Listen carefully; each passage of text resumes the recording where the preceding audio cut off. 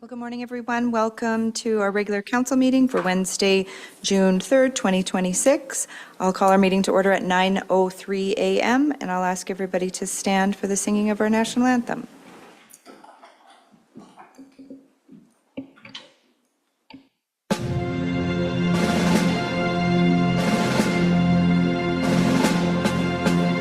Oh, Canada, our home and native land, true patriot love in all of us command. Quand voit époque Philippines, il s'est porté la croix. Ton histoire est une épopée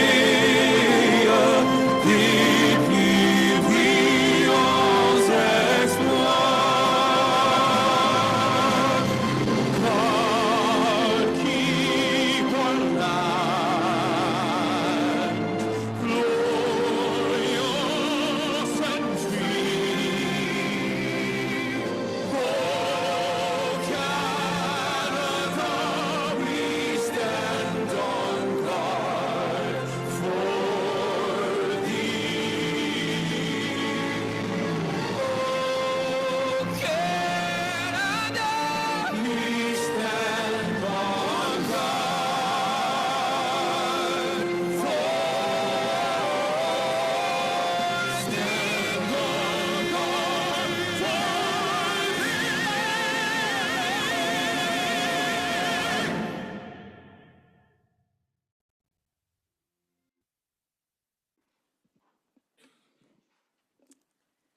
Are there any additions or deletions to the agenda this morning? Good morning, Mayor Dodds and all members of council. Administration has one addition to today's agenda. It will be item 8.8 for a philanthropic donation. It will be part of a closed session. Perfect, thank you for that. So do we have a closed? Oh, yeah, we do. 8.8, so that'll be the closed. Perfect. Did you get that, Ms. Thompson? Okay, wonderful. Anything else? Is there a member of council that would like to approve the agenda with the addition of item 8.8, philanthropic donation? This is for a closed session for the June 3rd, 2026 regular meeting of council. Councillor Brooks, thank you very much. All in favor? That is carried. Any corrections or amendments to the May 20th, 2026 regular meeting of council minutes? Go ahead, Councillor Brooks. Just on page 6, it's in the council reports, and I can't actually find page 6 really quickly because my pages are double stamped, but it's just my council report. It says that I was at a charity golf tournament that I was not at. Are you sure? Well, I did go golfing over the weekend, but that wasn't. It wasn't for charity. I felt more like I was doing the charity. Holy moly, it's expensive to golf. Perfect, thank you for that. Would you like to make a motion to approve the May 20th, 2026 regular meeting of council with the amendment to that? Perfect, thank you very much for that. I'll now call the motion. All in favor? That is carried. We have no proclamations this morning. I do want to just remind everyone that it is Seniors Week for the whole week. There is a seniors tea happening at the Legion, I believe from 12 to 1 or 11 to 1 this afternoon. And I just want to mention that on behalf of the town of Drayton Valley, that the seniors are pillars in our community, and we're very grateful and appreciative for all the knowledge that they have given us and the role models that they are and how they've built our community and helped shape what Drayton Valley is. So thank you very much to them. We'll be heading over at about 11:30, 12 today. And I would just say that when you're out, out in the community this week, to maybe just recognize and say thank you to the seniors and for everything that they've helped shape our community, and maybe lend a hand or whatever way you can be of service to them. And with that, we have no public hearings. We do have one delegation this morning, which is 6.1. This is the RCMP Quarter 4 report, and we do have Staff Sergeant Ryan Hoopner here this morning. Good morning and welcome. All right. I'll be pretty quick this morning, actually. So I'm just going to go through the quarterly report. It'll be a little bit different. We won't have like the monthly stats, but yeah, we do these quarterly. The only thing I'll highlight from this first letter is just a notification that we have finally been awarded our new pistol. That's been about 10 years in the making. I actually wondered if I'd retire before we got one. We've been carrying our current Smith & Wesson 9mm since about 1995, and Smith & Wesson actually stopped making it quite a few years back, and we, as the RCP, bought up all the parts and kept it going. And it's an effective firearm, but it just needs, it's just lived its life. So yeah, starting this summer, the Glock 45 will start to show up on members' belts. Our instructors will get it first here in July, and then we'll all start training. It's fairly comprehensive. It's a 5-day training swap over, so we have to get all 3,500 members in Alberta trained for spending 5 days. So it'll be like a year-long process, but we're excited. From all reports, it's a very nice gun, and it's fun to get new toys. So everybody's excited about that. Your toys are different than some others. Our toys are a little different than some others. Yeah, they are. But they're still, yeah. I'll walk quick through. We've now finished last fiscal year, so we've finalized where we're at with our priorities from last year. So I talked about compliance checks last time I was in, but we finished the year at 176, which was 56 over our goal of 120. We've kept them as a priority for the next year. We're actually going to try and do 180, I think I've set for this year. That's what I've set, just pushing the members out the door. Media engagement, we've hosted 2 town halls. That's kind of been our circle thing to do for the last few years. We talked about how we weren't getting lots of people coming to those, so we'll continue to do that, and maybe we talked about doing a combined one. I think that's a good idea. This year, though, we changed our community engagement to include community events, so we're not just going to do the town halls, we're going to track all the community events we're doing. So we're going to have a little more reporting on that. And then our drug trafficking, we'd set a goal, the proactive investigations, we'd set just a goal of 2 for my GI team because they do take time. They can be multi-month at times, depending on the target, but they did 5. And we're changing that a little bit this year too. We're still going to prioritize drug trafficking, but we're going to not just do the proactive GIS, track the GIS investigations. We're going to track all our drug enforcement. So that includes when the officers are just pulling a car over and then doing good police work and getting into it and getting drug trafficking charges. We're going to track, because we were missing that in this, because I was only tracking the ones that were longer term files. So we're going to kind of report on the ones that just are just good police work that you happen upon that day. And then the last one we had was police visibility. And we tracked community patrols, that was parks in town and campgrounds in the rural, and we did over 300. This year we've changed that a little bit as well. We're doing hotspot patrols, and then we're doing community patrols, but instead of campgrounds in the rural, we're focusing on actual communities. And and then we're focusing on school zones in town. So the reporting will be a little different this year as well. The next bit, if you have any questions about any of this is just our community consultations that we track. So it just shows you as council where we're kind of involved in the community. So if you have any questions, feel free to ask, but I won't go through all the consultations because I don't think that's needed. I'll jump over to our strength chart. Currently, we're running with 12 out of 14. Actually, we just had a member leave, so now we're 11 out of 14. So we're 3 hard vacancies as of just last week. But so we still have some room for people to come. We are getting a recruit in July, so that will backfill one of the spots, and then we'll see where the rest come from. But yeah, that's where we're at currently. And there, yeah, go ahead. Go ahead, Councillor Wheeler. Thanks. How does that compare to the rest of the province when we have 2 vacancies? Like, is it pretty normal that detachments all have vacancies, or what do we? Yeah, I think it depends where you look. As far as Western Alberta District, Yeah. the north detachments are harder to staff, so we're actually pretty good compared to what I see in our district. To only have 2 to 3, we're doing okay.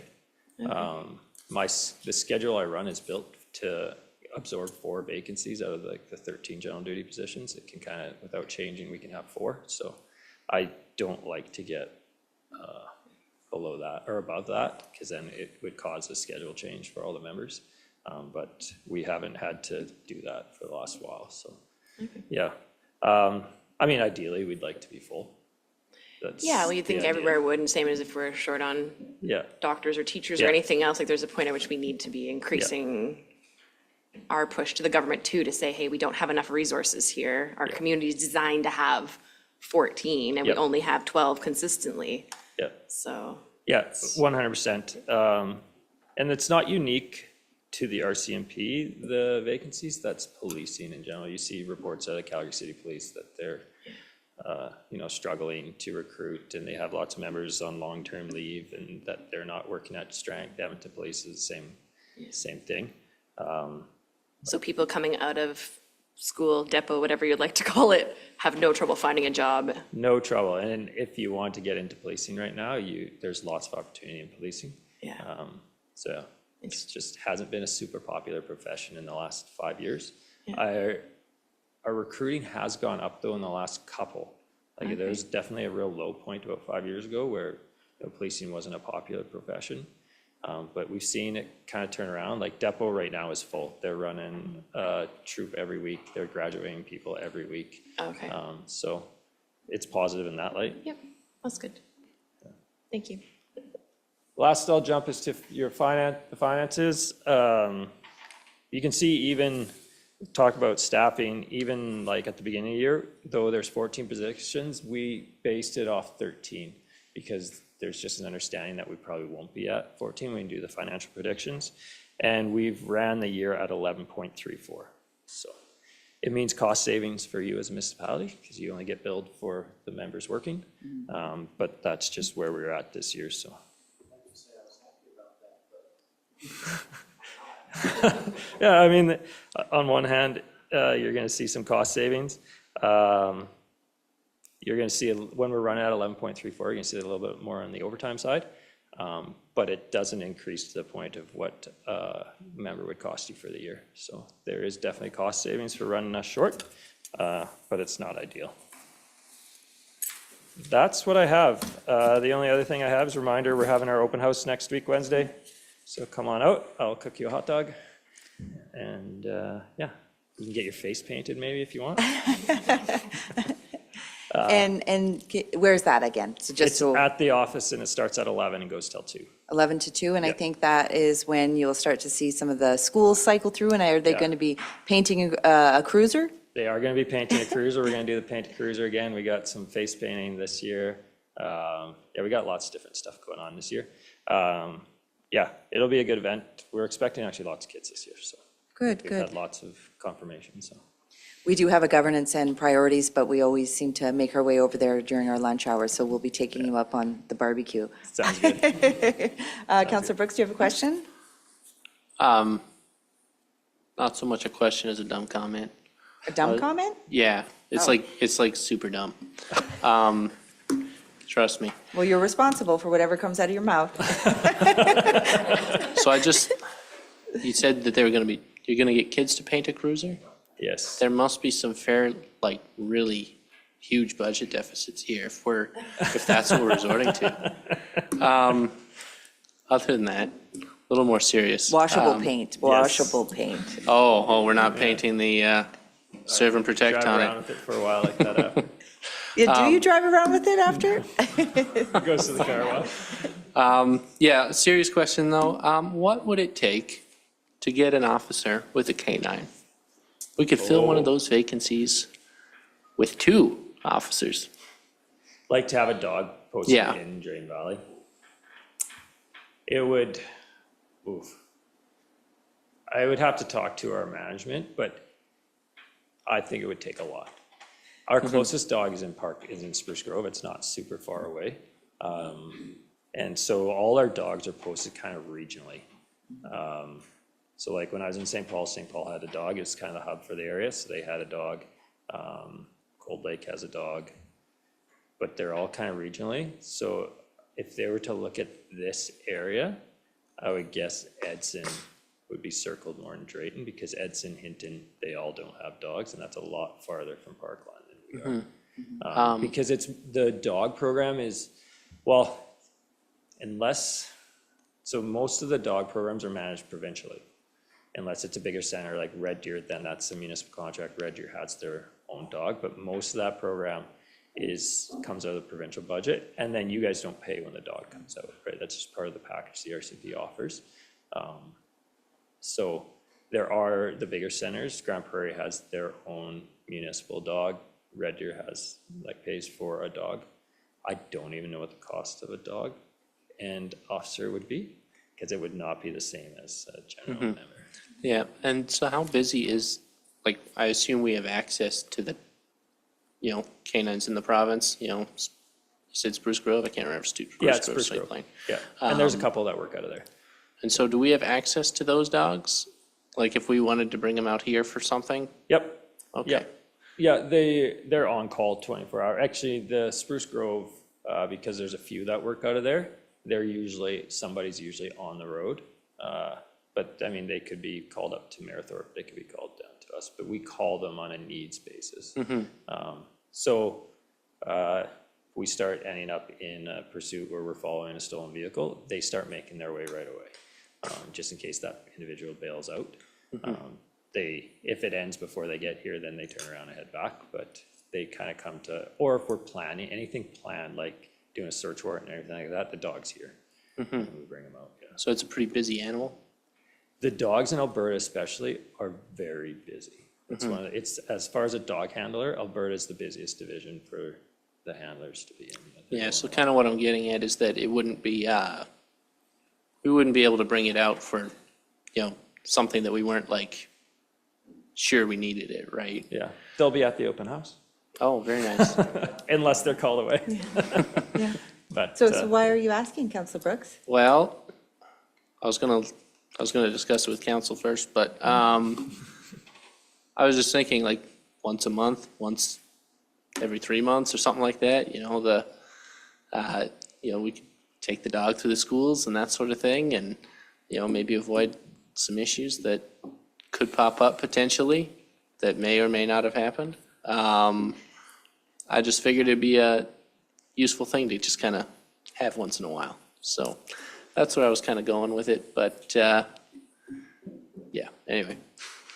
yeah, what we have to be tricky about with the schools is that the school's search authority and teachers' right to search a locker is different than ours. And so if we bring the dog through, that's an RCMP search. Right. So it's, You can just happen to bring the dog today. Just And it could randomly. be really interested in a particular locker or a particular backpack. That's kind of what I was thinking. It was just Sure. like something that you just go through once in a while. yeah. We But- just need, yeah. Okay. Fair Anyway, enough. that's where I was going with Yeah, it. fair So, enough. Councillor Wheeler? Mine's more in relation to, not to the specific statistics, but on the statistics, one of the things that it shows is like municipal bylaw traffic tickets or enforcement issues that are dealt with, or just municipal bylaws that are dealt with or enforced with. And I'm wondering what kind of bylaws you guys are helping to enforce. Like on here, it said there was 20 last year, which is actually a couple a month. And I'm kind of, I don't need an answer today if you, but So lots of that is that we get that call. yeah. So when we get the call, a file gets created in our dispatch center. Yeah. And so that call comes to us because they don't call municipal enforcement. And then often I don't see Cody here, but often we are then engaging municipal enforcement to take care of that file, but we still have it. And so we Okay. will basically clear it off as like file turned over to municipal enforcement. Right. But we'll get called about dogs, we'll get called about sidewalks, people just call us. Okay. Pardon? Yeah, long graph. Like, so lots of those, if it is something that is strictly bylaw, we turn that file over to Cody's team. Okay. Yeah, and Okay, perfect. Yeah, I just wanted to make sure if there was a gap or something our team was needing help with all the time that we're, There are talking times about like, if it needs actioning right away, we're always on, where Cody's team works a few less hours, so Yeah. if it's a dog on the loose that's, dangerous or whatever, then we're gonna have to go deal with that, but for the most part, those files are turned over to municipal enforcement. awesome. Thank you. Perfect. Any other questions, Councillor Jeffrey? Just have one regarding the staffing. I'm curious, if you were able to get 2 more staff, what would change for you? If I were able to get 2 more staff, I could probably look at 24-hour policing. Okay. Yeah, right now we have an on-call period, but if I got 2 more, I could probably look at 24-hour policing. That'd be the one change we could probably look at. Yeah, Good answer. thanks. Any other questions? Well, thank you very much. We really appreciate you taking the time and visiting us this morning. And if we don't see you in the next few days, I'll see you next week. Sounds good. Thanks, Yeah, everybody. thank you. Enjoy the rest of your day. Next up on the agenda, we'll jump into our decision items. First up is 8.1. This is the delegation bylaw 2026-02, whoops, B. This is for second and third reading, and this is Ms. Thompson this morning. Good morning, Council. Good morning. As part of the new privacy legislation, the positions had to be specifically listed in the delegation bylaw, so that is what is before you today for second and third reading. Perfect, thank you very much. Any questions for Ms. Thompson this morning? Go ahead, Councillor Wheeler. I know most of these came through because of the provincial changes stuff. Yes. But was the name of it, do we have to call it the delegation bylaw? Yes, because it designates the CAO as the head of the public Could body, it be and the then they delegation of delegate. authority? That's the short name. It's Okay. like a sentence long. The actual title of the bylaw is a sentence long, so. Okay, yeah, I just think for the public's sake, which most of this is for us, but people will think it's like if I want to come as a delegation or be a delegation, this is the bylaw I have to follow. And I was like, nope, this is the delegation of authority bylaw. Yes, it's just the short title. Okay, yeah, perfect. Thank you. Councillor Finn? Sorry, I was just gonna say, it is on page 29, the full name, but I think just on ours. Any other questions? Is there a member of council that'd like to make a motion to give second reading to the delegation bylaw 2026-02B? Councillor Finn? I motion that council give second reading to delegation bylaw 2026-02/B. Perfect, thank you very much for that. Any comment, question, debate on the motion? With the question that came from Councillor Wheeler, if you were to go onto our website, then is it named delegation, or is it the full name that Councillor Finn was referencing? We can put it under the full name. Okay, perfect. Okay. Yeah, just for clarity. Yep. Because we do have a delegation bylaw as well, right? Or policy, I guess. We have a policy which Policy. is included in the procedural bylaw. Okay, perfect. Okay, if there's no further comment, question, debate, then I'll call the motion. All in favor? That is carried. And who would like to give third and final reading for the delegation bylaw? Councillor Clark? Yes, I move that council give third and final reading to the delegation bylaw 2026-02B. Thank you very much. Any comment, question, debate on third and final reading? Then I'll call the motion. All in favor? That is carried. And thank you very much. Next up, we have Mr. Grant this morning. This is for 8.2, Land Management Policy.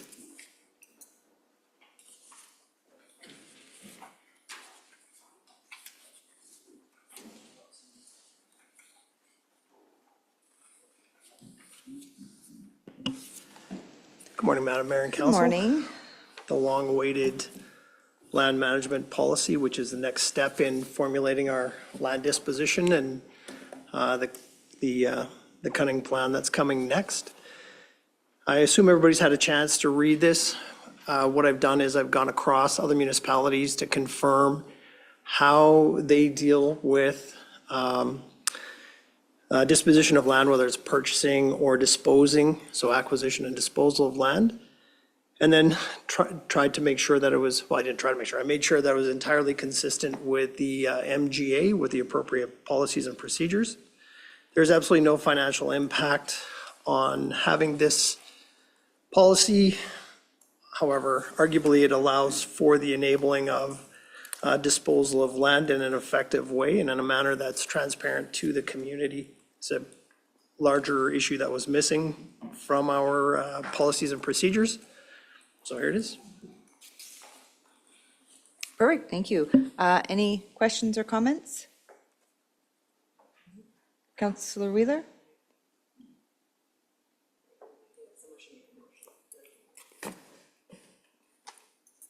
Do you want to make a motion then and then discuss?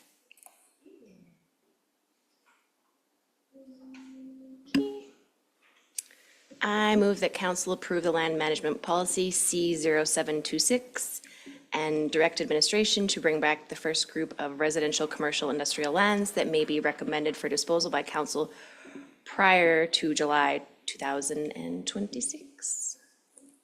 Perfect, thank you very much for that. Any comment, question, debate on the motion? Councillor Wheeler?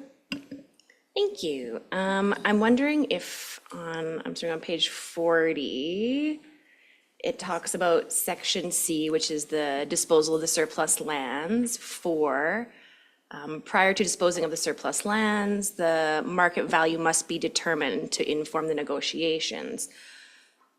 And then the next section kind of says, if the market value cannot be readily determined by using available data, they may engage someone who's qualified. But I'm wondering if it should, I personally think it should just be someone who's kind of qualified to gauge that in the first place. Like, I think it's worth having that evaluation or appraisal from someone who's independent, qualified, third party. I don't know if the definition is general enough in here, but for me, saying we just used our own data, I don't know if that would hold up very well. So. I'll go ahead, Mr. Grant. Certainly completely understand. The go-to is always to get an appraisal, a third-party appraisal to look at the land to determine the value. One of the issues with determining land values, especially in medium or smaller communities that are a little bit more remote, is that there aren't often enough sales of that type of land. Residential is typically pretty straightforward, but when we start talking about commercial or industrial or specialized land or specialized zoned properties, then it's a little bit more challenging. So we have to go out and find somebody maybe within the community that's sold stuff or is aware, realtors sometimes or other developers, and get a real market average, like what are things marketed for, what are they actually selling for, what are like properties and other municipalities doing. Sometimes it's just more effective to have qualified people versus an appraiser who is uber qualified that isn't familiar with the area. And I can tell you any number of personal anecdotes where, you know, the appraisers have come in with super crazy low numbers or super crazy high numbers that just did not meet the community, which were in some cases very good for me, in other cases maybe not. I understand that. I just think for peace of mind, for the community's sake, that having that, I don't think there's anything wrong with getting, if we got an appraisal, or I would say that when it says we may engage a qualified broker services or an agent, I would count that as qualified. I just wouldn't want to say that we used our own market data on it. Yeah, I don't think administration would well, certainly for me, I would never come across and say, I kind of thumbnailed it and that's where we ought to be, without having the conversations outside of administration. However, there are going to be times where we take a look at our assessed values, which is town data that's arrived at through proper assessment, right? So that is town data that would also inform things. Sometimes you have to just rely on assessed value because there is just, but those are really odd situations. It's not the norm. So you're kind of going into a one-off, and off the top of my head in Drayton Valley, I can't think of any sites that would hit that space. But easy to change. Anything else? Councillor Jeffrey? I actually agree that perhaps we should, like, when you read this, it says that initially it would be the CAO or town staff that would determine the market value. They would only go to the qualified multiple services or multiple listing services broker or et cetera, kind of after the fact. So I do question it as well. Sure, go ahead, Councillor Clark. Yeah, I mean, I would say that's all fair to say, but I mean, if, let's say the town goes and subdivides a particular parcel of land, sells one, doesn't market the other two, 6 months later wants to sell the next, the first one sold, there's the market data, right? I don't think you need an appraisal on something that's sold through the town by the town. So I think there's instances where you wouldn't want to pay for an appraisal. You know, to me, that's just a sunk cost. You know what the cost is for that particular piece of property. So I think there's instances where you probably want to use that.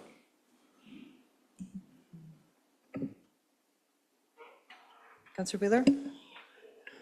I understand the logistics of it, but I think when it comes to town taxpayer dollars, for me, it's not, I don't mind paying for that appraisal or having that done. I think it's worth being able to show the community, if anyone asks, in terms of engagement, that yes, we had an evaluation done, this is what it was valued at.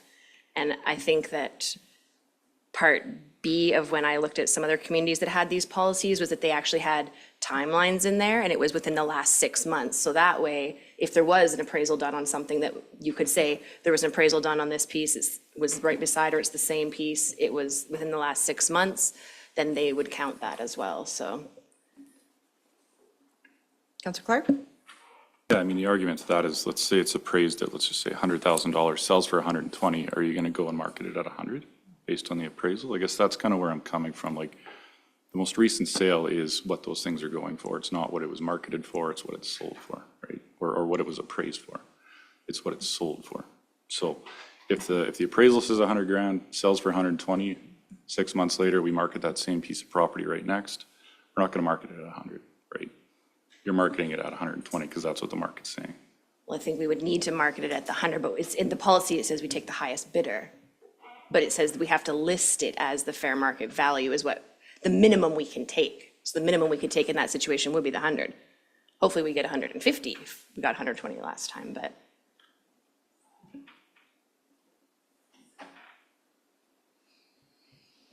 So what language would you, prefer or think that it would be more So where it says fluid? So the first sentence, prior disposal of land, that's all fine, and then it just says, if the market value cannot be readily determined using the available data, I would just take that piece out and say, the CAO will engage a qualified listing broker or agent. For me, an agent is a realtor, and we could easily ask them what the last piece sold for, and they can give an appraisal to provide their valuation where appropriate. So I basically am just removing that second sentence before the comma. Thoughts? Go ahead, Councillor Jeffrey. So when I listened to that last statement by Councillor Wheeler, what I hear is that we're going to engage an third party in doing the evaluation. Yeah. Go ahead, Councillor Bowen. Yeah, I guess coming from my side, I would say on the average, most towns would engage an MLS agent anyways to list their properties. They're probably not doing it themselves. They likely don't have the staffing or the manpower behind listing one unless they had a qualified realtor already on staff. I doubt most municipalities do anyways. So if we're already engaging one to sell the land, I don't necessarily know that this matters too much. More so from this side of things, like, you know, they're just saying that if we have readily available, yeah, the lot beside it sold 6 months ago for this amount, we're gonna do the same thing, and realtor comes to you, says, no, I'll do it for 80. It's like, well, this one just sold for 120, we're not going for 80, we're gonna go for 120. That's kind of the idea, it's readily available. It's not like they're actually having to do a whole bunch of digging and a whole bunch of checking to make sure, because if it's that, they're going to engage the MLS anyways. So I'm not really sure that we need to, after all. I think if it's readily available, I think, and that's fairly consistent, then I think we're pretty safe and to know that they're going to list it for the highest market value as is. So, yeah, that's just my thoughts on it. Any other comments? So did we decide? If we're amending it, everyone?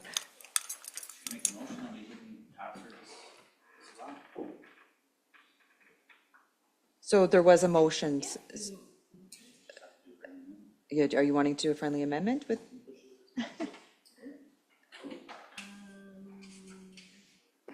I can, yes. I still have one more other piece to talk about.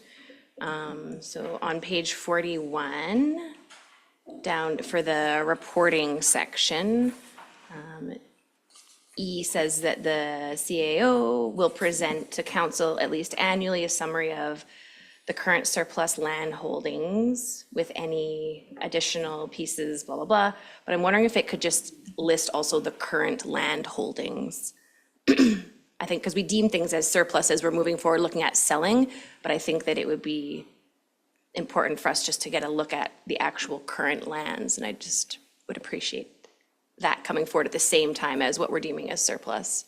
And you'd think that would be instinctive, but sometimes it's easier if it's written down, so.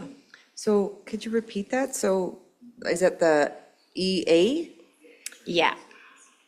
Yeah, so it says current surplus land holdings. Those are the things we've deemed as surplus that are extra, but I would just like, either I would add it as A and move the rest down, but you could also just add D on the bottom that says current land holdings.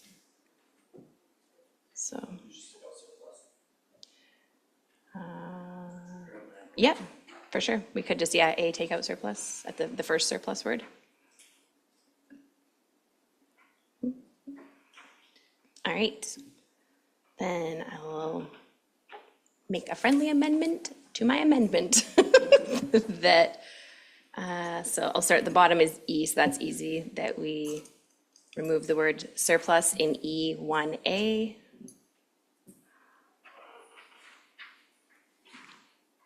And I would usually say, yeah, it's a lot easier, so. Yeah, so we should probably just do a motion to accept that one amendment. Okay, Okay. so this one, Yeah, the EA? Sorry, Councillor Finn? you can, if it's a friendly amendment, yeah. Go ahead, Ms. Stone. I'd recommend that if you want to make a friendly amendment to include all your changes, and then we would accept those as one go, unless you want them separately listed. I think they might not like both Sure, sure. changes, so we need to go through each change. Yeah. Okay, so you're making a friendly amendment to your motion, your first motion, to reporting section E, A, to remove the word surplus? Yes. Okay,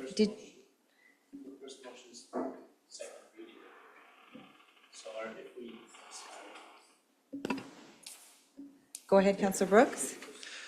So our first motion is second reading. How do I put this? We can do this amendment, but I'm wondering if we're able to do an amendment to a meeting or to a motion to do a reading. This isn't a If that reading. makes- Sorry? This isn't a reading. Oh, my apologies. It is just a policy. You're on the I'm still previous thinking one. about our previous motion. That's okay. Not that I'm thinking that this is, I know what we're doing right now. I just thought it was bylaw. Okay. It's okay, it's We'd rather Wednesday. you double check. My apologies. Okay, Ms. Thompson, did you capture that friendly amendment to the, you think so? That was for E, reporting, removing the word surplus, EA. Yes, I do have that. Okay, perfect. Comment, question, debate on the motion with the amendment. Councillor Finn? So I think what Councillor Brooks is saying, so we have a motion right now that we're approving the policy, right? So we're in a motion right now to approve the policy. So if you call a motion all in favor, then we're approving the policy. So I don't know if we can come out of this motion and make the amendments to the policy. right? But she has more amendments to make, so this motion is just on that one, and then we're gonna have another motion in the motion? Okay. Ms. Stone? Oh, I was just going to say, like, what Councilor Brooks is saying is correct, like, this is just a policy, so when you are making an amendment and then you're passing it, that's why I suggested making all of your changes all at once. However, if you just want to make them one at a time, we can do that, and then just say, I would like to make another motion and go into that, but it is a bit tricky because it's just a one and done kind of a day thing today for this. But I think we can just vote on you have to vote on the amendment first as a one-off piece, and then we would finish the rest of the motion, I'm pretty sure. So as long as your motion is captured that you're making a motion, let's go back here. So you're making a motion that council amends land management policy, not approves, that council amend the land management policy C0726, section E, reporting, A, and remove the word surplus. That's your motion. Sure. Okay. Okay, did you capture that, Ms. Thompson? Okay, perfect. So we have that. Any comment, question, debate on the motion? Go ahead, Councilor Clark. Sorry, just, I'm trying to understand. So there's surpluses in there twice. So we have current surplus land holdings with any additional identified lands recommended to be declared surplus. Do we want current land holdings? And She then, wants to take out the word Yeah. surplus. but it's in there twice, so And which leave it in one? there the second. I'm taking out the first one. Okay, So current land holdings with any additional identified lands recommended to be declared surplus? So it's current land holdings, including lands. So we want the list of all the lands, and then these are what's surplus. Okay, so there is a motion. If there's no further comment, question, debate on the motion, then I'll call the motion. All in favor? All opposed? That is carried. Okay, so then second motion? Okay. Excuse me, sorry, scrolling backwards. So I move that council approve the land management policy C0726 and direct administration to bring back the first group of residential, commercial, industrial lands that may be recommended for disposal by council prior to July 2026 with amendment to section C for removing if the market value cannot be readily determined by using available data. And what number is that? What number is it, though? 4? Okay. Okay, did you capture that, Ms. Thompson? So it is section C, disposal of surplus lands, and 4 on page 40. Any comment, question, debate on the motion? Then I'll call the motion. All in favor? All opposed? That is defeated. I had to count there. Okay, so is there a counselor that wants to make a motion now for the recommendation that council approve the land management policy as is? Go ahead, Counselor Boehm.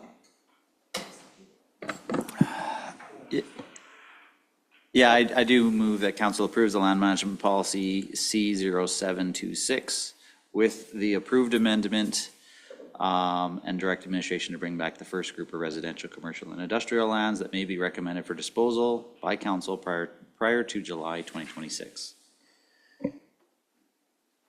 Does he need to include with the amendment, since we've already made a motion on the first amendment? Yes, because, again, it's a sort of a one-and-done motion, so if he's making the motion to approve this policy without those amendments, now we're back to approving the policy as you see it without those amendments. That's why it was a bit tricky. Okay, So, so yes. can we include Counselor Bohm in the motion, the specific amendment to the reporting Yep. So the specific amendment was in regards to the E1, changing the first surplus, removing the first surplus. That was approved by all of council. Thank you for that. Okay, a little bit tricky. We'll just give Ms. Thompson a minute to make sure that she's got the correct motion. Just added that the amendment to reporting section A, with the removal of surplus. Correct. And then you have the rest of the motion and direct administration to bring back the first group of residential, commercial, and industrial lands that may be recommended for disposal by council prior to July 2026. Perfect. Okay, any comment, question, debate on this motion? Then I'll call the motion. All in favor? All opposed? That is carried. And that was a little bit of a confusing one. We did it. Okay. Okay, so next up is 8.3. This is the JUPA model agreement. This is Mr. Troy Grant again this morning. Still here. Good morning. So the JUPA is the legislated agreement that we must have between the town and the school divisions. Was it last week? I think we went to the last interagency meeting with WRSD. And earlier we had the meeting with Star Catholic. The amendments that were included through the JUPA discussions from previous staff have been accepted by WRSD and Star Catholic. So the amended document you have in front of you is the same one that we took to WRSD last week that they were fine with. So the document, pardon me, the document that you have in front of you is the same one that you've already seen. And just putting it in front of you again to demonstrate that this is the document that we will be going to both school divisions likely tomorrow and having them sign off and ratifying the JUPA. Perfect, thank you. And then the corrections were done by us internally, or were they done by the school boards? All the staff work was done by our team. We're just giving them the final document. Okay, perfect. Any questions for administration? Go ahead, Councilor Wheeler. Thank you. I'm just wondering if you can explain a little bit. So on page 52 in the joint use space, it talks about 10A is the municipality shall make available to both the boards as defined any of our joint spaces. The municipality shall not charge fees for the use of joint space except as allowed in the operating guidelines. And it says if you jump into the guidelines, then it talks about like if we need extra lifeguards for lessons or things where there's extra staff time. But in terms of just using the space, there is no fee. But I'm wondering if we need to attach more like the fee schedule, because if there's things like public skating and they just want to go skate, then we might not have a staff on there, but there'd still be a cost for that. But it's not in there, so I'm just wondering what that looks like. That's a fair question, Counselor. There was no request by any other teams to include our fee schedules, so it's just not listed as an amendment or an inclusion. The fee schedule is readily available on the town website. But yeah, I think that's kind of where all the operating parties were, because the fee schedule is approved by council on an annualized basis. So if we were to attach a schedule, we would have to amend the agreement on an annualized. Every time you guys change the fee schedule, we would have to go back and amend the agreement. So I think everybody was just fine with leaving it as a living document on the website. But yeah, I think that's where everybody landed on that conversation. But is there a way to add that in, just to say that? Because in here it says, a municipality shall not charge fees for the use of a joint space, except as allowed by the operating guidelines and any applicable operating directive. So, or does that, you think that definition meets including the fee schedule? It does. Okay. That's the language out of the MGA that Okay. it's just there because that's what we have to do. I just want to Otherwise, make I'd sure that be- someone I'd doesn't be come very- back. Yeah, I'd be very happy to put way more detail. But this is kind of, like I say, some of this stuff was already agreed upon well before my time. Yeah. We're just kind of putting a cherry on it now. Yeah, and I understand that, and I think the intent of it is fine. I just want to make sure that it's clear and someone doesn't come back and one of the principals be like, it says we get this for free. So, okay. Sounds Just good. maybe, sorry to interrupt, just, we're already, where our facilities are being used by the schools, we're already, they're paying, and so all of that stuff is already happening. Yes. This represents no change in the operation as we're moving forward, but to your point, I'm sure if somebody were to pop up and decide that they want to try something different, whatever the language is in here isn't gonna change that. We'll have to cross that bridge and hopefully set it on fire when we get there. And the other is just a minor edit in Schedule A. There's, Pembina just needs an edit, the word, and then the team auctions address needs an edit as well. So. Yeah, just on page 63. It's just a typo. It just says, yeah. That's all. Thank you. Perfect. Any other questions, comments?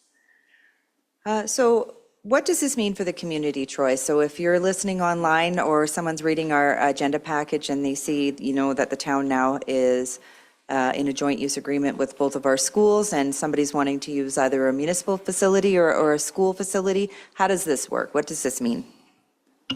It's a great question. Thank you, Madam Mayor. Basically, the way this is set up is that if a school wants to have swimming lessons or they want to execute something in their fitness programs, our space is available to them as agreed upon. So we have a swimming pool, they don't need one. We have a skating rink, they don't need one. They have gym facilities that we don't have, so our organized teams can access their stuff under this agreement.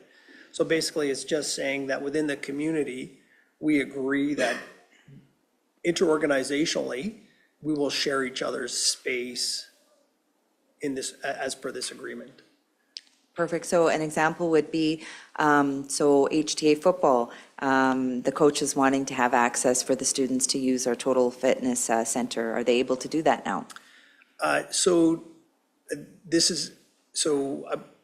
can't speak to a specific high school team. Yeah. Whatever their schedule is, if that's in their training schedule, that they have dryland training that includes the use of a commercial gym, then yes. And who would the schools contact? Is part of they'll know what the schools, who the contact is, all the schools will be aware? Absolutely. aware? And they're already doing it. And they're already So whether doing it. they're contacting our events people for ice time or our facility managers for pool time or whatever, they're already executing that. Perfect. Counselor Finn, did you have a question or comment? Just have a question, yeah. So with this, it also is an agreement between Wild Rose and Star. So for joint use of their facilities as well okay. Absolutely, yeah. So what It's does across that the look board. like? Well, you know what, I'm not actually aware of how they speak to one another and how they book their facilities, even if they ever do. There might be, like if they have to use your, track meet or a football game, I suspect they just book whichever field is available between them and execute those meets as any other municipality would. But that is outside of our scope. So Okay. they do that and work it out. So sometimes we hear in the community comments like maybe they're not able to access or utilize the gymnasiums at the school. So we would direct them now to who to book and to, So if somebody wants to use, so if one of our teams or something that we own wants to use a gym, then we contact the school administration, and we book the space. If it's not Perfect. available, it's not available. okay, Yeah. perfect. Go ahead, Counselor Jeffrey. I think a key word that's being used is the joint use agreement is based on availability. Absolutely. Yes, 100%. Go ahead, Councillor Wheeler. I do have some questions about the user group eligibility. In there, it says like you must be a not-for-profit.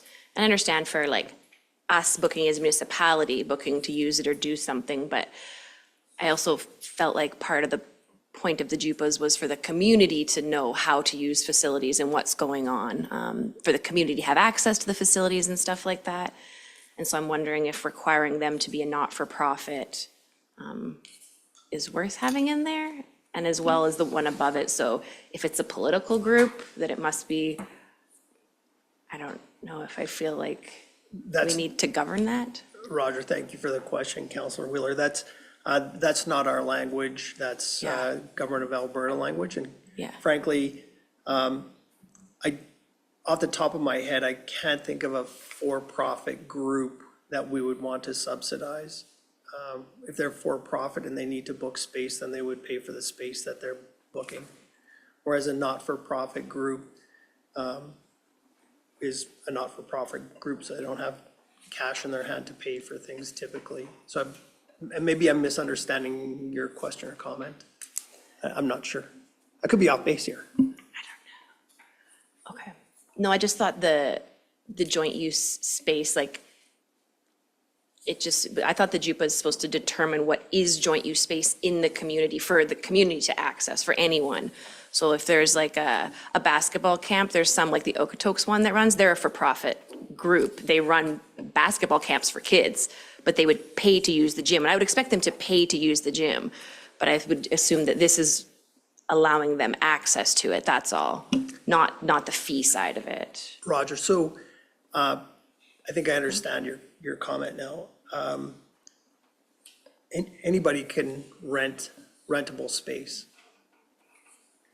I thought they couldn't. I thought that was the whole point of, that's what I mean with the JUPAs, is that there's groups or people that are having trouble renting the space. And so this document guideline shows what we're supposed to have available for rental space. Whether it's available is a different question, or that.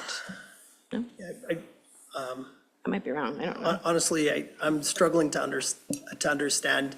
So if the for-profit competitive Tiddlywinks Club popped up and they needed gym space, Yeah, then they would call a school with a gym and say, hey, can we book your gym space? That is outside of the JUPA entirely. It has nothing to do with us. They're the Pigeon Bird Watching Society of Alberta needs pool time for their pigeons. It has nothing to do with the schools. They're gonna come to the rec facility and try to book special pool time for deep sea diving pigeons. It has nothing to do with the schools. It's a direct engagement between that for-profit agency and the town in this case, right? okay. Whereas if we have a not-for-profit group in the town, I guess pick one, I'm sure you guys would know them better than I would. We could, this says, hey, look, here are the parameters of that use, right? Or Okay. let's use our lifeguards. Our lifeguards need to do dry land training and we don't have a gym. We can go to the school and say, hey, school, we need this much space. And then we can book it, if it's available, of course. Yeah, if they're two separate things, that's fine. I just thought we were trying to put everything in one, and I was like, it's, The JUPA isn't our cunning plan. The JUPA is mandated, legislated by the province. So the terms, like the really broad strokes of the JUPA, like this is what you can and can't do, are predetermined. We don't, it's not our option. okay, Yeah. thank you. It's a good idea, Ferry, brought to us by the province and the letter A. Perfect. If there's no further questions, is there a member of council that would like to make a motion? Councillor Finn? I motion that council accept this JUPA agreement as information. Thank you very much for that. Any comment, question, debate on the motion? Then I'll call the motion. All in favor? That is carried. And I think I'll call a brief 5-minute break before we jump into the rest of the decision items.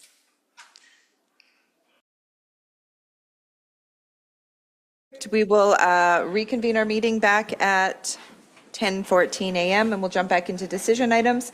Next on the agenda is 8.4. This is Mr. Grant again, and this is for the squash court utilization.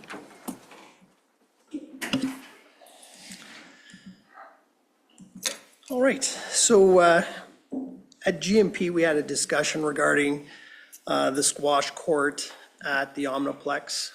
It's the only squash court in town. We had the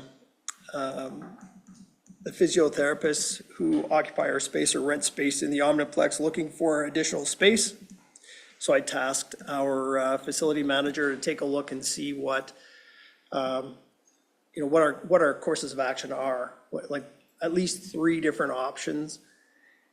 And one of the options that was discussed was actually using the squash court to convert the existing squash court to facilitate their growth. The other 2 courses of action were to simply say no and let them figure it out, or the third, help them through the resources that we have because we know where different available spaces might be, and help them along with finding a new place to grow into as they go forward. There are other physiotherapist companies in the town of Drayton Valley.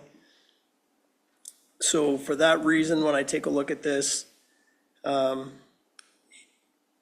I'm recommending is that council directs staff to go out, help the physiotherapists find a new place that they can grow into, keep the sole squash court resource that we have available. Although it may only be used limited right now, that doesn't mean that a new crop of baby squash players aren't being born on the shores of Drayton Valley today. So if we take that resource away, then they'll never ever get to realize their dream of being squash players.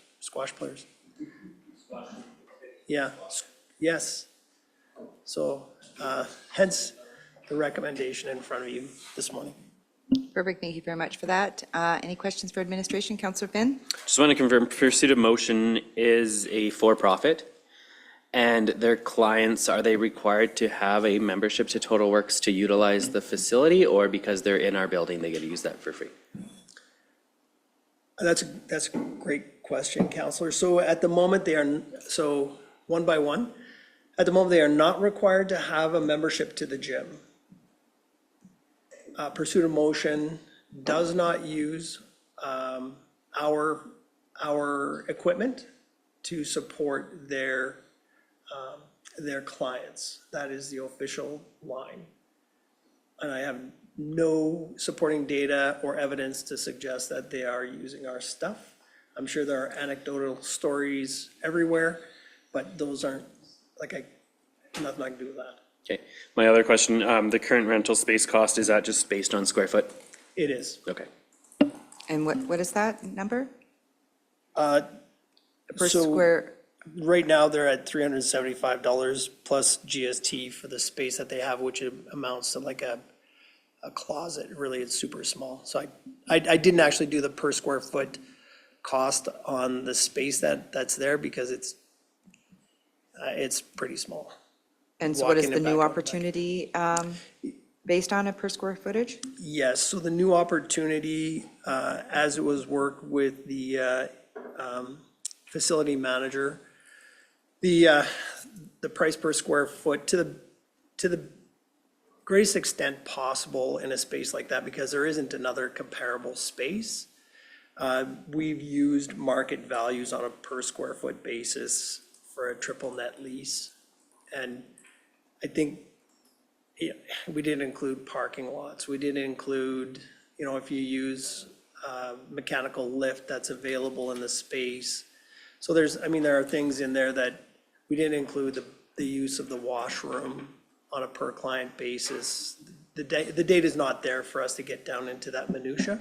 So we kind of used the best information that we have at the moment, which is represented in the numbers you see in front of you. Perfect, thank you. Any further question?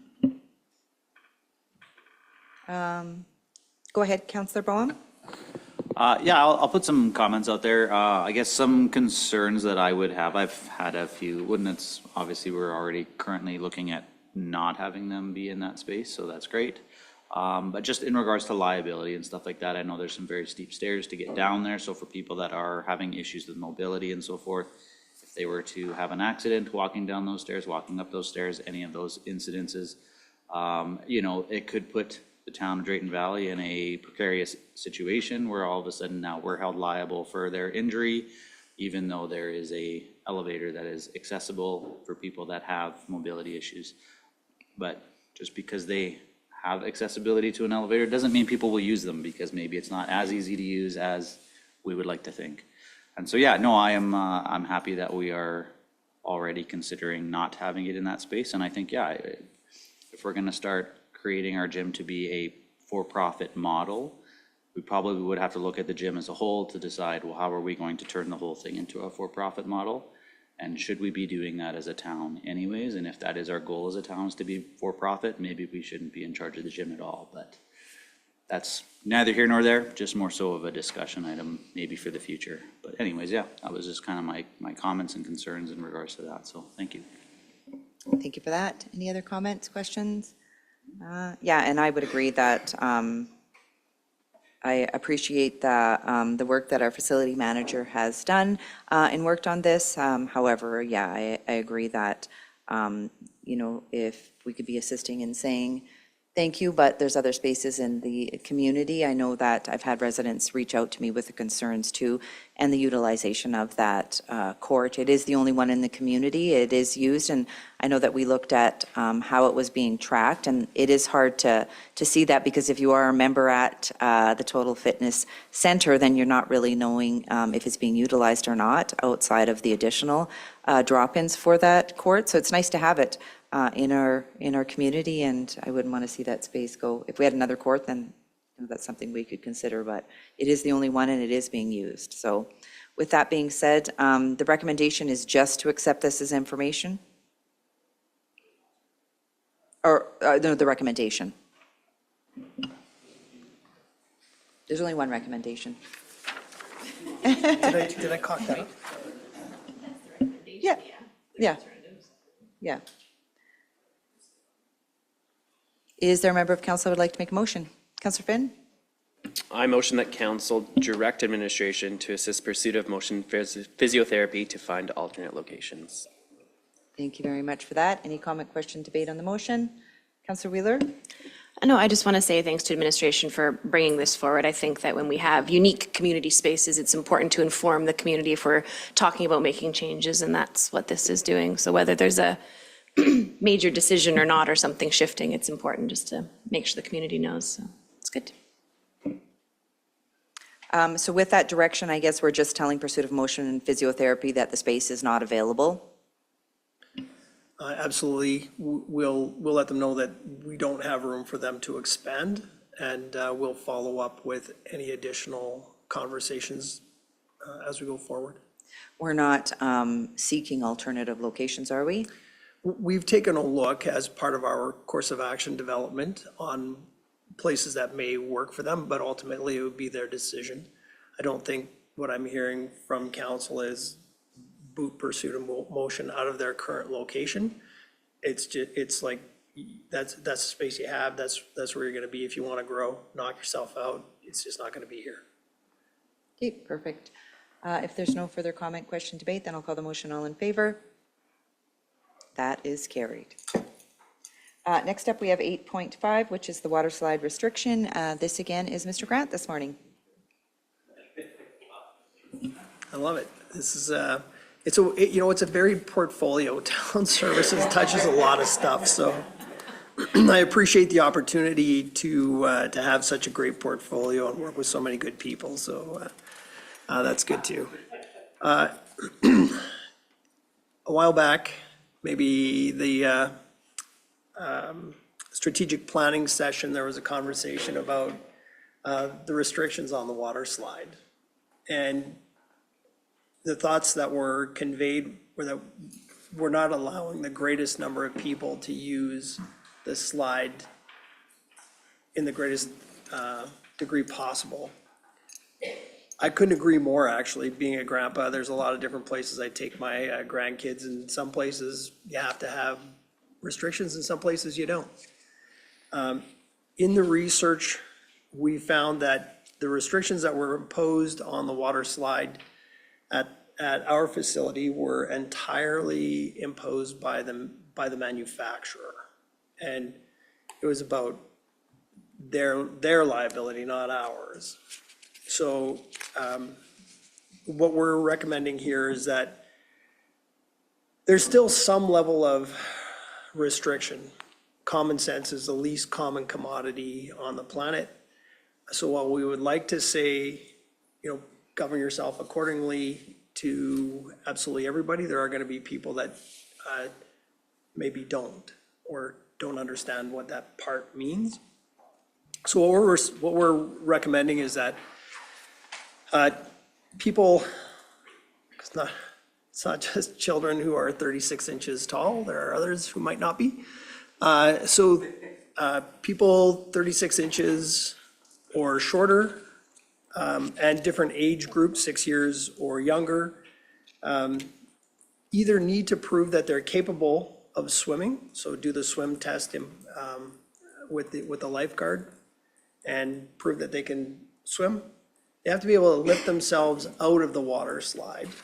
And they also have to be able to hold themselves steady in the water slide. So basically, you're not going to put a 1-year-old in the water slide, scoot down and try to catch them at the bottom as they bounce around in there.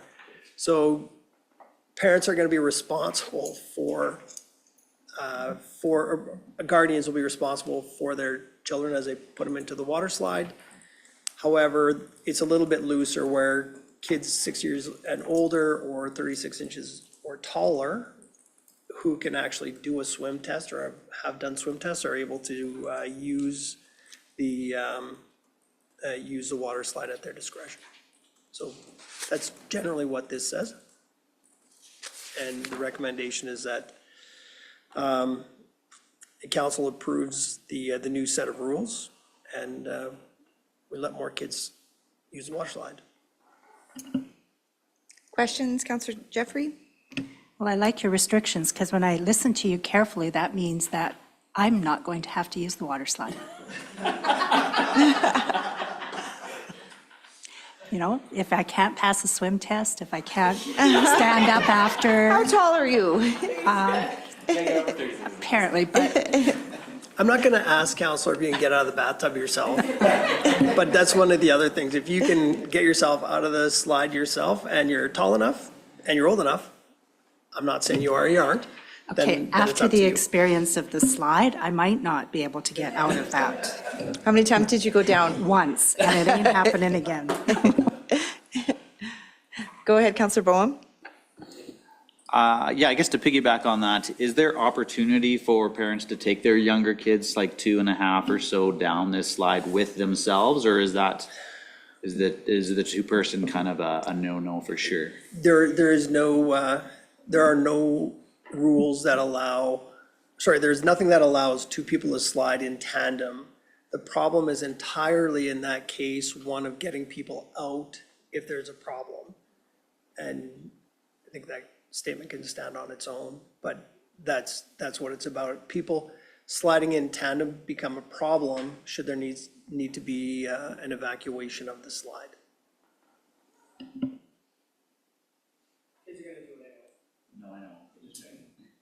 Councillor Wheeler? I just want to clarify and make sure that, so the recommendation is that swimmers under 3 feet, right, or younger than 6 could do a swim test, which means they could go on the slide. It says unsupervised, and that anyone not meeting those standards, so if you had a 2-year-old, someone who maybe couldn't pass the swim test but is very comfortable in the water, as long as they have the legal guardian supervising them for the use, that is allowed. That's correct. Correct. Okay, perfect. Within the facility, I think they have to be supervised if they're under 8, in general anyway, so there really shouldn't be too much of a change there. The parent should be there, should be waiting at the bottom, even if a 6-year-old who's already tall enough to go is going. So this is really just going to, yeah, okay, perfect, thank you. Any other questions? Is there a member of council who'd like to make a motion? Councillor Wheeler. You've been waiting for this for how many Very years? excited, yes. I move that council approve the restriction recommendation by administration in order to maintain rider safety and provide guidelines users can understand to allow more riders to use the slide. Perfect, thank you very much for that. Any comment, question, debate on the motion? Councillor Finn? I just have a comment. Thank you for bringing this forward. I know my middle son is super excited for when he's tall enough to ride the slide because he's not able to yet. So he'll be super excited when I tell him he's able to. That's awesome. That's good. Yes, thank you for bringing this forward, and be safe on the slide, kids and parents. With that being said, there's a motion on the floor. I'll now call the motion. All in favor? That is carried. Next up, we have 8.6, which is the request for radio donation. This is from Brazeau Regional Search and Rescue. Mr. Thompson, good morning.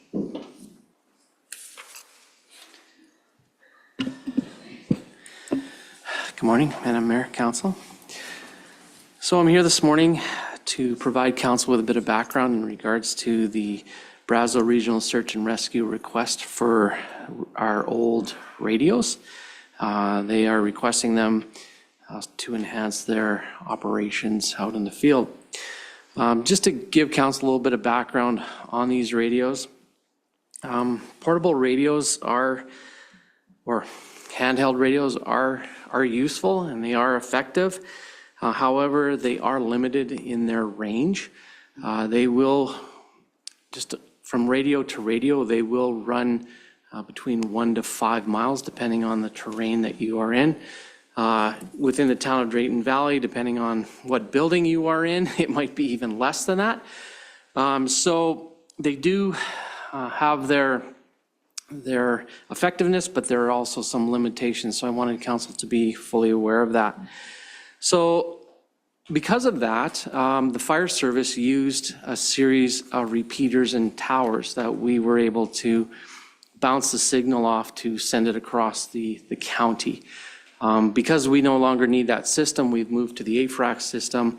That system has no longer existed. We shut it down. We no longer use it. So then the question that comes to mind then is how is Brazeau Regional Search and Rescue going to use these radios? If they are just local and they're close to each other, then there's no problem.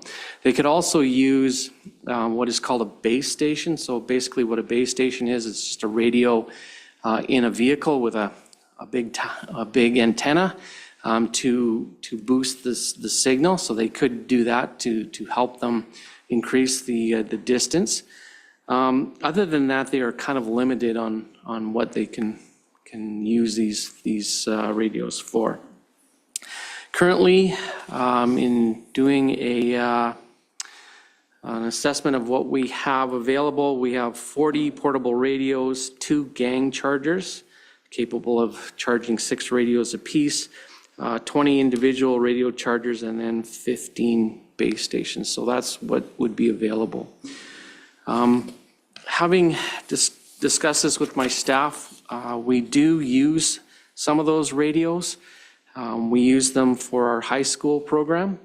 As well, we use them for the kids camp program. So if council wishes to make a donation, I am respectfully requesting that we keep 14 portable radios and gang chargers to be kept for that purpose.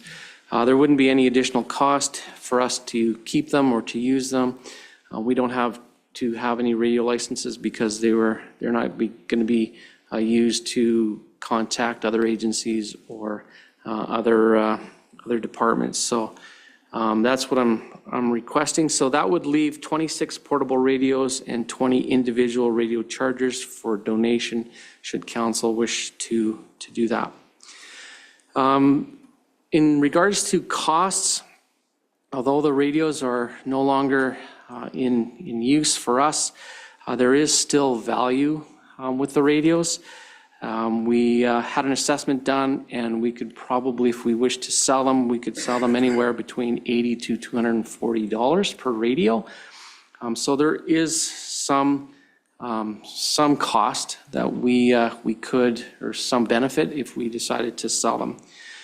Also, Brazeau Regional Search and Rescue, if they are going to use the radios, they'll probably need to purchase some additional batteries for them. We've had them for quite a long time, so they'll probably need to buy some new batteries. Cost is approximately $40 to $70 per battery. So that's just to give council an awareness that there could be some additional requests coming forward if Brazeau Regional Search and Rescue want to use these. And maybe not. I'm just putting it out there so that council is aware. Brazeau Regional Search and Rescue has also indicated that they would cover the cost for the licensing fees for the radio. Prior to the department moving to our AFRAX radios, we were approximately paying about $6,365 for those radio licenses. So it's not a cheap thing. There is some cost to getting the radio licenses. However, to put that in perspective, that was all of our radios, including the base stations as well as the portables. So just to give council a bit of an awareness as to what the costs were. On a final note, recognizing the limitations of the radios, down the road, there might be a need for Brazeau Regional Search and Rescue to look at going to a repeater tower system. When we were using that system, it cost us approximately $29,500 for the repeaters and the towers. So there is a significant cost. I'm just saying all of this so that council is fully aware, so that if Brazeau Regional Search and Rescue comes back again asking for additional funds, you kind of have a background as to why they need those funds. In terms of other considerations, the equipment that they are asking for is cost-shared equipment. On May 19th, Brazeau County Council did approve the donation of 26 portable radios and 20 individual radio chargers. So they have already done their side. So now their motion was based on town council approving it as well. Another point I'd like to bring forward is after our wildland fire in 2023, it became apparent to us that during a large-scale incident like that, we do require a mobile incident command post, especially early on in the incident. Brazeau Regional Search and Rescue does have a mobile command post. For the last couple of years, I've been trying to write an agreement or get an agreement with them for us to be able to use that. To this point in time, I still have not been able to do that. I've talked with several different individuals there. We have the agreement all ready to go. We've made edits to it, and we still have not been able to get it signed. I'm not sure what the issue is or what the concern is there, but just wanted council to be aware that we've been trying to get an agreement signed with them. So moving forward, my recommendation is that council does approve the donation of the 26 portable radios and 20 radio chargers. I would also respectfully ask that council send a letter to ask them if they can get the agreement done with us for the incident command trailer. And that's my report. Perfect, thank you very much for that. There wasn't a need or an ask for the base stations? No, they were just looking for the portable radios. Now, that might come down the road, but right now, that's all they were asking for. You don't was need those? the portables. Okay. Any questions for administration? Go ahead, Councillor Clark. So Tom, are these radios, are they able to latch onto like LAD and change those sorts of channels like the road, what do you call it, like the forestry roads and those sorts of things? Or are they specific channels that they have on there? There's specific channels. Okay. You'd have to put those channels into it. Okay. I mean, my thought here is I know Pembina has an extensive radio system. They have towers in Buckmount and Lodgepole that would probably cover all of Brazeau County. I wonder if it'd be worth mentioning to them that they could maybe go and approach Pembina for some either tower space or potentially even some comms help there. Because they do have comms people that work there full-time. I think they have a team of 10 or 12 people, so some in-kind work maybe from Pembina. Could Sure, come up. yeah, that would be something to mention to them. Is there a member of council who'd like to make a motion? Councillor Bowen? Yeah, I move that council approve the donation to Brazenal Regional Search and Rescue of the 26 portable radios and the 20 radio chargers. So are we needing two motions or just the one motion? So we'll make the first motion for the radio and then the next for the letter? Okay, perfect. So council, excuse me? I was just thinking to make this particular motion contingent on the agreement regarding the incident command post. Would that be a prudent amendment?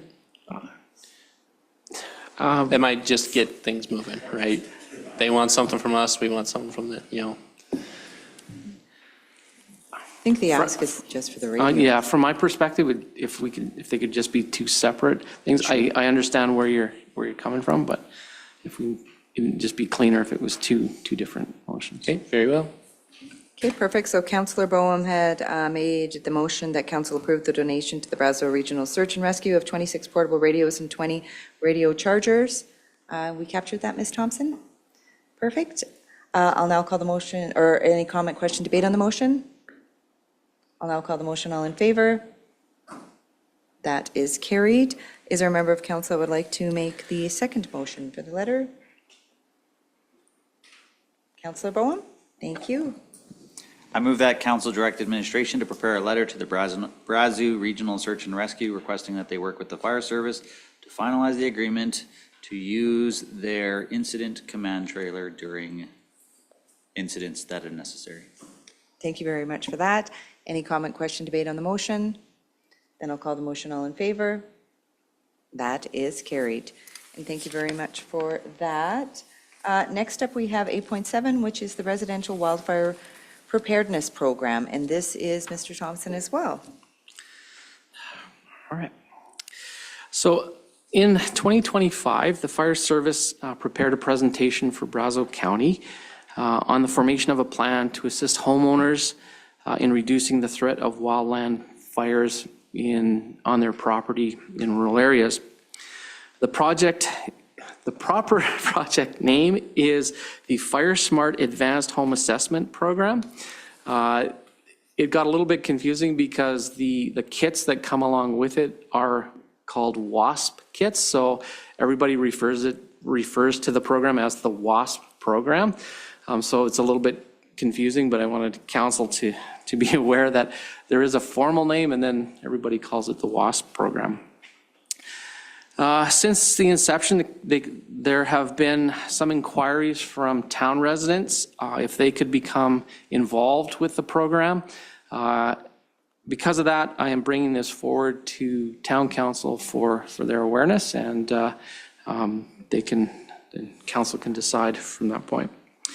So there's two parts to the program.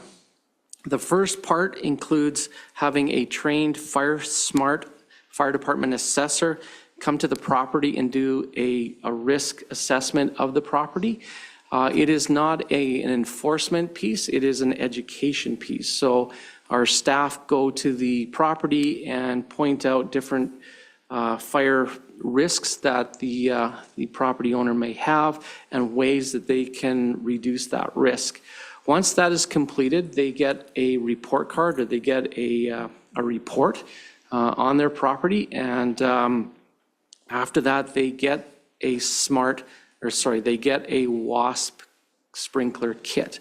The sprinkler kit comes with 2 sprinkler heads, as well as some hose, as well as some connections that you can put these sprinklers on your roof or put them on your gutters, and then they can be used in the event of a wildland fire to assist in reducing the risk of your property burning up. The program has been quite successful in Brazeau County.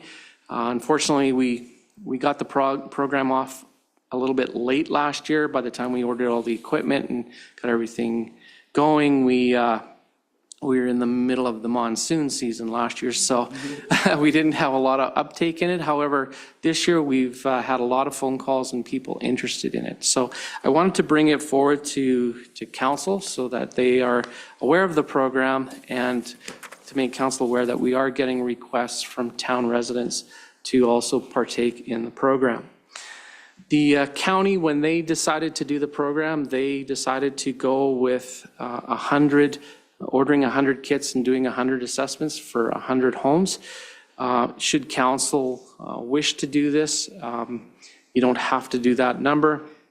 I've just thrown out a ballpark of 25 if council is interested, and there's the cost for council to see what that would look like.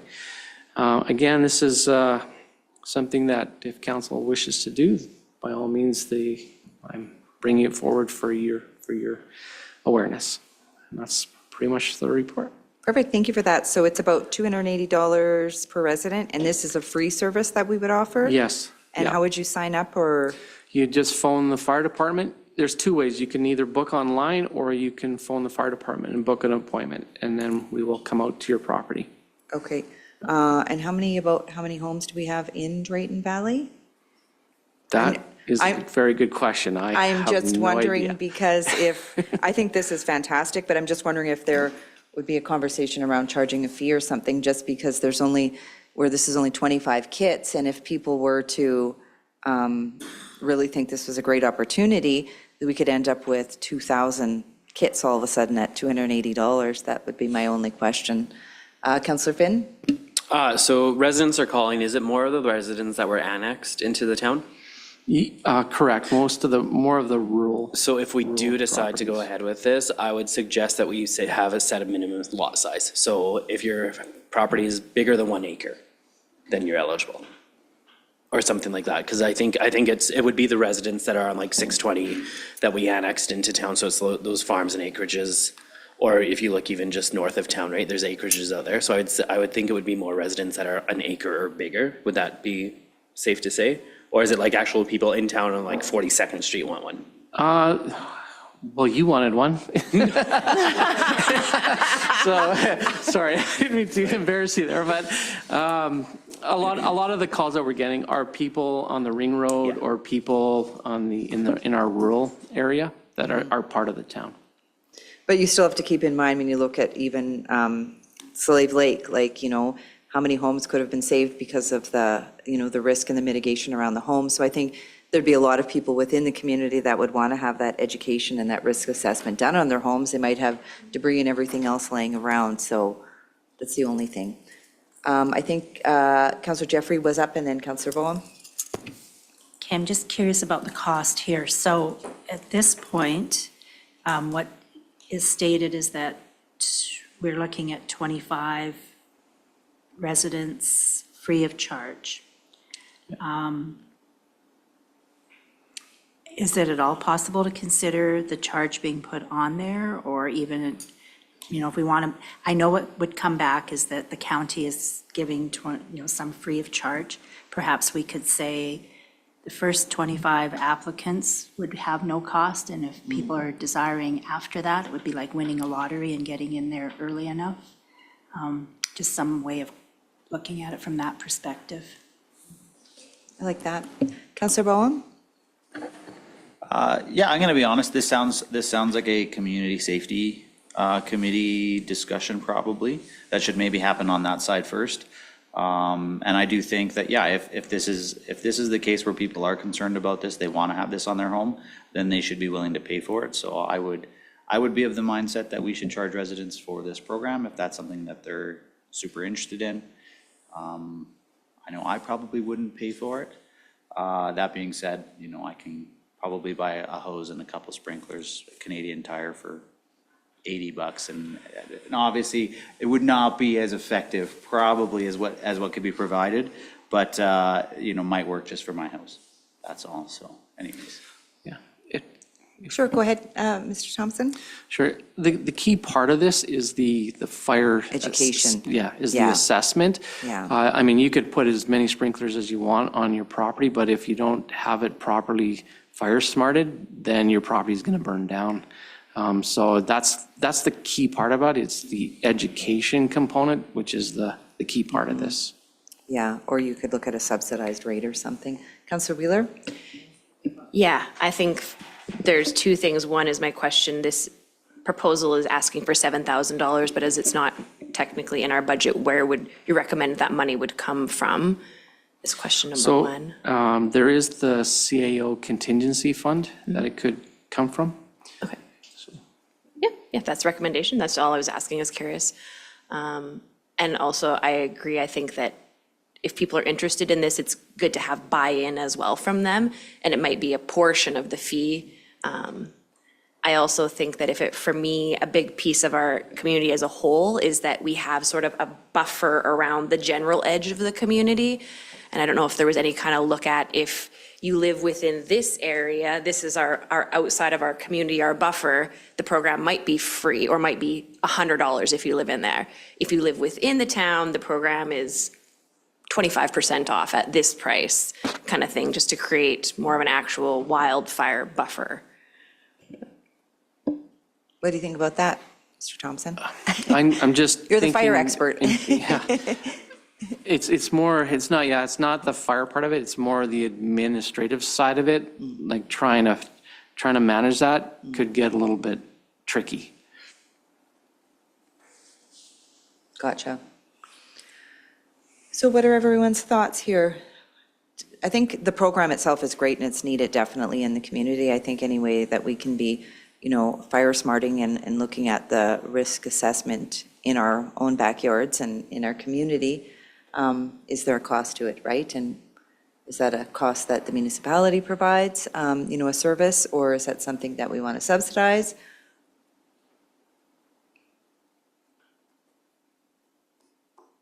Anything? What about Pat's suggestion of, doing a certain number free, and then there's a charge, even if it's not the 280, but there's some sort of charge? If you do first 15 free applicants, and then it's $75 after or something? Counselor Boehm?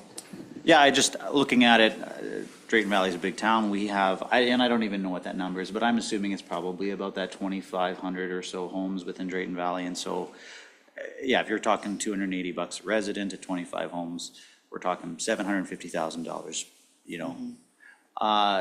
Yeah, I know I don't have the budget for that. If everybody decided to go with it, it's significant. I can understand the idea in that we do want residents to be fire smart, all that kind of stuff. And once again, that's why I suggest we maybe take it to the Community Safety Committee. Maybe if there's specific residents we want to target at that level, we can do it there and we can target specific residents and say, we really want these ones to be this, and specifically because if a wildfire was to come through, those ones are in the way. And so if we can create that buffer using those residents, that's fine. But yeah, in regards to offering it across all of Drayton Valley, I think, yeah, it ends up being an issue. And then if let's say you have 4 out of 10 in one area that is the biggest issue that decide they're not going to fire smart their homes, and then the fire rips through anyways. So you save 4 or 5 homes or whatever that number is, but the rest burn anyways because these 4 homes that should have had this program didn't accept the program. Those are my issues. So I think probably needs a bit more of a look at as opposed to us deciding this here now at our level, but maybe that's just my thought process.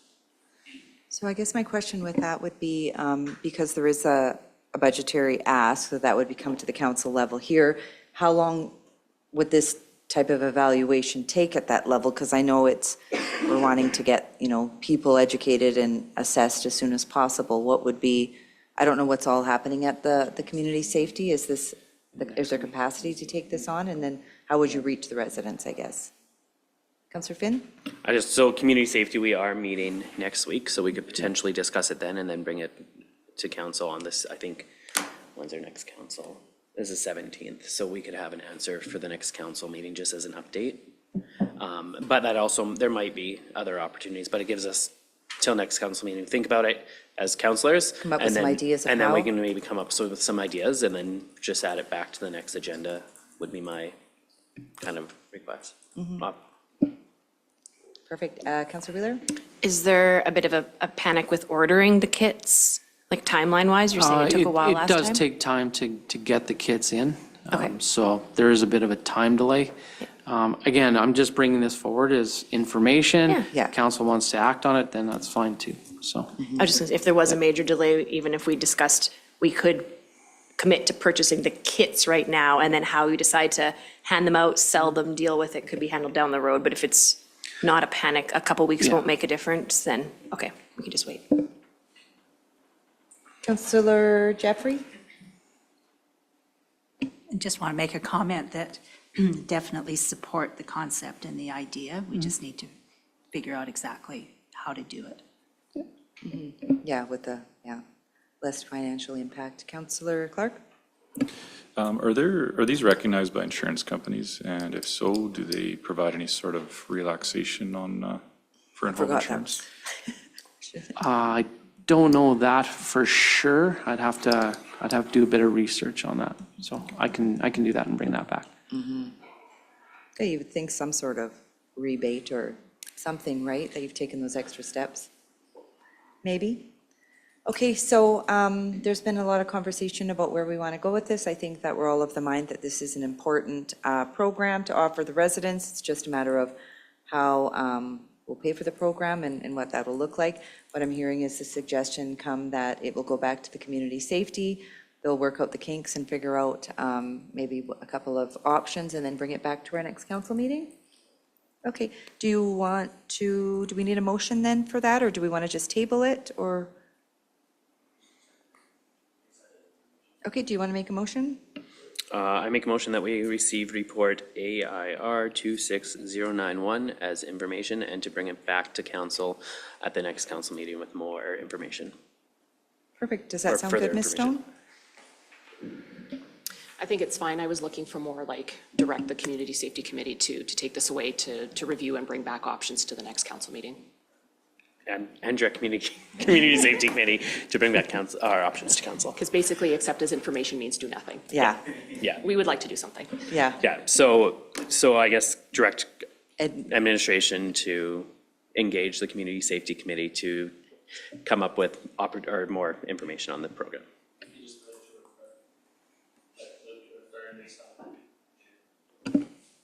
Councillor Brooks? Thank you.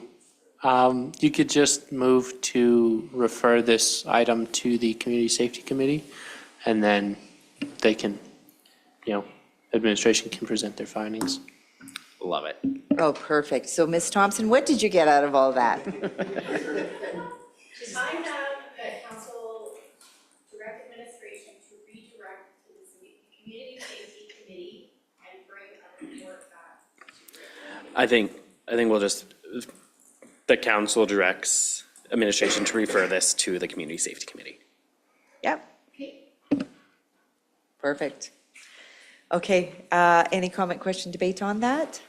No, I just look forward to it coming back, and good luck.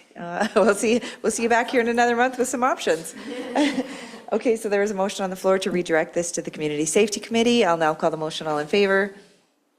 That is carried. Thank you very much. That wraps up our decision items. We do have one closed item here that we'll be moving into, and I believe there is a little on your, I was going to say nightstand. It's not your nightstand, on your desk. So Councillor Boehm, do you want to make that motion, please? Yeah, I move that council move into closed session at 10:58 a.m. in accordance with the Access to Information Act, Section 31C3, and under the Protection of Privacy Act to ensure third-party privacy obligations are met. Perfect. Thank you very much for the motion. I'll call the motion. All in favor? That is carried.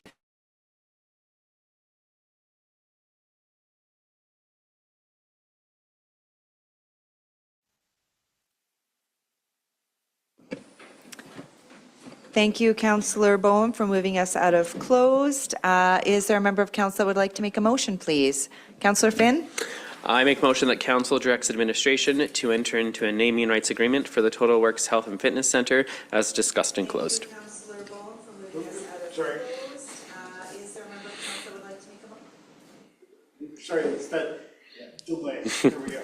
Thank you very much, Councillor Finn, for making that motion. Is there any comment, question, debate on the motion? Then I'll call the motion. All in favor? That is carried. So before we go any further in the agenda, we will break for lunch and then we will reconvene at 1 o'clock. We're going to just slip next door and visit the seniors for the seniors' tea. And then when we get back, we'll wrap up council reports, the couple council items that we have, and that will be the agenda for the day.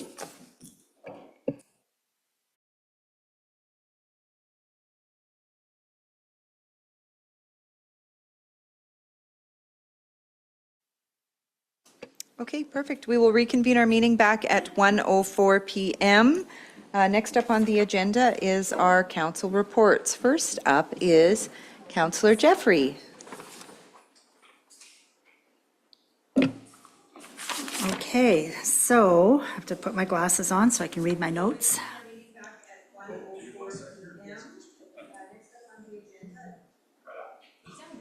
I always think it's funny when you hear your own Okay. voice. I can go? All right, sorry. It's been busy. The month of May has been incredibly busy. But I'll talk about a few highlights during the last couple of weeks. One highlight for me definitely was the time that I got to spend with Public Works. I hope everybody admires all the planters as you're walking into the Civic Center. I checked them out now. I didn't even have to deadhead, so somebody's looking after them. So good job. Well, you know what? Thank you very much, because I did notice them when I came in today, and I thought they looked lovely. Perfect. That's exactly what I expect from everybody in the room. Oh, did you? I didn't do that. Anyway, that was a very good experience. I'm very glad I did that, and I will try something new next year, but that was a good start. I also had the opportunity to attend the 4-H Achievement Day, which I have to say I would have been there anyway with 2 grandchildren, but I was there first thing in the morning with Nancy, listening to the welcoming. It's definitely a day worth popping into, so in the future, if any of you have that opportunity. The kids, to see the kids actually do all of that work by themselves, they are not allowed to have an adult, regardless of how wild the animal is or anything. So to see the older kids have to step up to the plate is a very good thing. The Wild Rose School Division meeting was definitely worth, again, a joint meeting with Brazeau and the Wild Rose School Division in Breton was an interesting time. I had the opportunity to attend the cadets presentation. Is that what it's called, Farrell? Ceremony? Their review on Saturday morning, and that was definitely a highlight. I'd always admired the cadets and the program, the kids that I see there over the years, and what it can bring out. And awfully often, the shy and timid is very good. I should talk to Troy at some time about how to do the inspection thing, because I was asked to step up and do that at the last moment. I had no idea what I was doing, but it was fun anyway, so it was good. Yeah, and those are the highlights for the last couple of weeks for me. Thank you. Perfect, thank you for that. Councillor Bowen. Thank you, Madam Mayor. Yeah, since the last council meeting, I have met with the DV Library Board. They were talking about doing maybe some slight upgrades on door systems within the entrance of the library. So I know that they're communicating with the town on that, so that's exciting. Also went to the Public Works Day, and so was able to go and fill some, I guess, one fairly large pothole, approximately 6 by 12 feet or so. So that's good. Hopefully it's holding it up. I have not driven on it yet since then, but I'm sure it's doing great. And if not, yeah, blame your counselor. As well, the following week, I was able to go to the Camas Lab there that just opened and was able to do their grand opening, and pretty cool. People are already going there. I know, I think 3 or 4 people already that have actually been in there. So it's pretty exciting that way. Last Wednesday, we had the joint meeting with the WRSD, the council for the county as well as for Breton. And so that was very, interesting, and just discussing how we're going to operate together. Other than that, pretty much most other things are kind of going forward, and we'll see kind of what comes out of this in the next few weeks. Perfect, thank you for that. Councillor Clark. I've been away 9 of the last 13 days, so I haven't really been in town too much. But one thing I did want to bring up was just on the commercial side of real estate. There isn't a ton out there, which is a good thing for this town. So that's the first time we've seen sort of, things being as full as they are in a very long time. So I think that's fantastic for our town, and that just means things are busier and busier, and people are employed. So that's great. That's all I have to say. Thank you for that. Councillor Brooks? Thank you. So we had to cancel didn't have to, we canceled our recreation board meeting. There wasn't really anything for us to discuss. So beyond that, I attended the EPAC board's meeting. I brought up the council's desire to have the agendas for that board sent to the town office. They've been kicking around the idea of having a sponsorship on the building, so it would be, I don't want to use an actual, it'll be the Century 21 EPAC, building or whatever. So we're not losing the EPAC name, but, they want to add something. So, other than that, their Canada Float, they are purchasing 2 banners for that. They'll be participating in the charity golf tournament. And our next meeting is going to be on the 23rd. It's also going to be our AGM at 5:30. And that's that. Perfect. Thank you for your report. Deputy Wheeler? Thank you. We had a community foundation meeting. Attending was my first one. And they talked a lot about their street party that are coming up in the summer, but also about their event for their party on June 19th. So it's actually coming up fast. If anyone wants to volunteer or hang out, they are looking for some more volunteers, but they're welcome just to attend down at the Omniplex. That's correct, right, Pat? The event's at the Omniplex? Yeah. Yeah, for sure. So bring your IDs. Come on down for a good time. They're also doing some tree planting in the community. They have a granting program where they do that, and they partner with Weyerhaeuser, and they're also partnering with the towns. They've selected some locations to plant trees, so that'll be happening on June 11th. Be out there volunteering. Yeah. Other than that, they're into looking for a few more applications for, I'm not sure, I'm assuming it's still open, but just for the scholarship for the Trust Society, the application. Yeah. They still have lots of space for applications. So if anyone's going to school, I'm assuming you still get $1,000. That's what it used to be. Actually, the scholarship now is at $1,200. What? And all students who are planning post-secondary that have graduated within the past 2 years get it. It's a very simple process. So $1,200 and post-secondary trade school, anything that's or an accredited post-secondary. Yeah, you're approved. All you have to do is get That's in. right. So apply. Yeah, that's about it. Perfect, thank you. So for myself, I attended the Beehive Tour and the new van that they have there, along with Councillor Brooks and Councillor Jeffrey. It's a great addition to our community. Nice to see that they were able to get this transportation. I know that transportation in itself is important when it comes to our seniors or those that are in need. So this nice new van that they have, I think it has the capability of 4 wheelchairs, I think, or 4 riders with wheelchairs. And then they can move the chairs in and out too, to add more capacity just for seats if they want. I also attended, it was an all-day rural health policy building capacity. That was through the regional health authority that I sit on with the province there. Lots of information around what's happening with healthcare and the different pillars and things like that. I attended the Public Works Barbecue. Thank you to the councillors that participated. Great job. And this was one of those times, I think, when we typically get blamed for the potholes and we're not in control. This is where you actually are in control, Councillor Boehm. So like you said, if there's any complaints, then you are responsible for. So thank you for taking the Sounded lead like for all of us. sinkhole size, though. That's not pothole size. Yeah, for filling that sinkhole. Yeah, it's always nice, and I think it's always fun for councillors to go out and to see what, our administration does and rotate, and like Councillor Jeffrey had said, you'll pick something different next year, and hopefully, yeah, you'll learn something a little bit behind the scenes of what our administration does. And thank you to everyone for putting on the barbecue.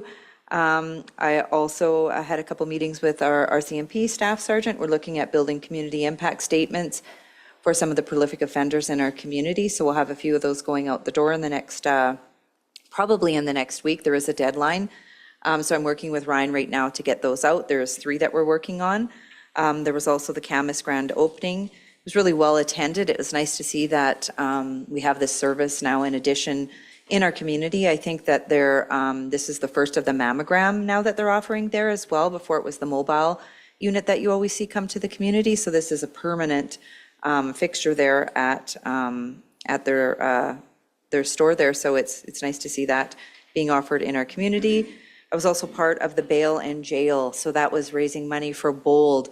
So thank you to all those that supported me, bailed me out of jail, and donated to this great cause. It was fun. I'm not sure, I think that people are still donating right now, so I'm not sure what that total exactly is. I know that I still had a few people message me the last couple days that were getting in late still that were donating. So thank you to everyone for being part of that, and wish them much success in this program. There was an ask that they may be coming forward to us sometime in the year looking for a space or looking to expand the program. So I had just said, whenever they're ready to do that, to reach out to us, and then they can come as a delegation to council when they're ready.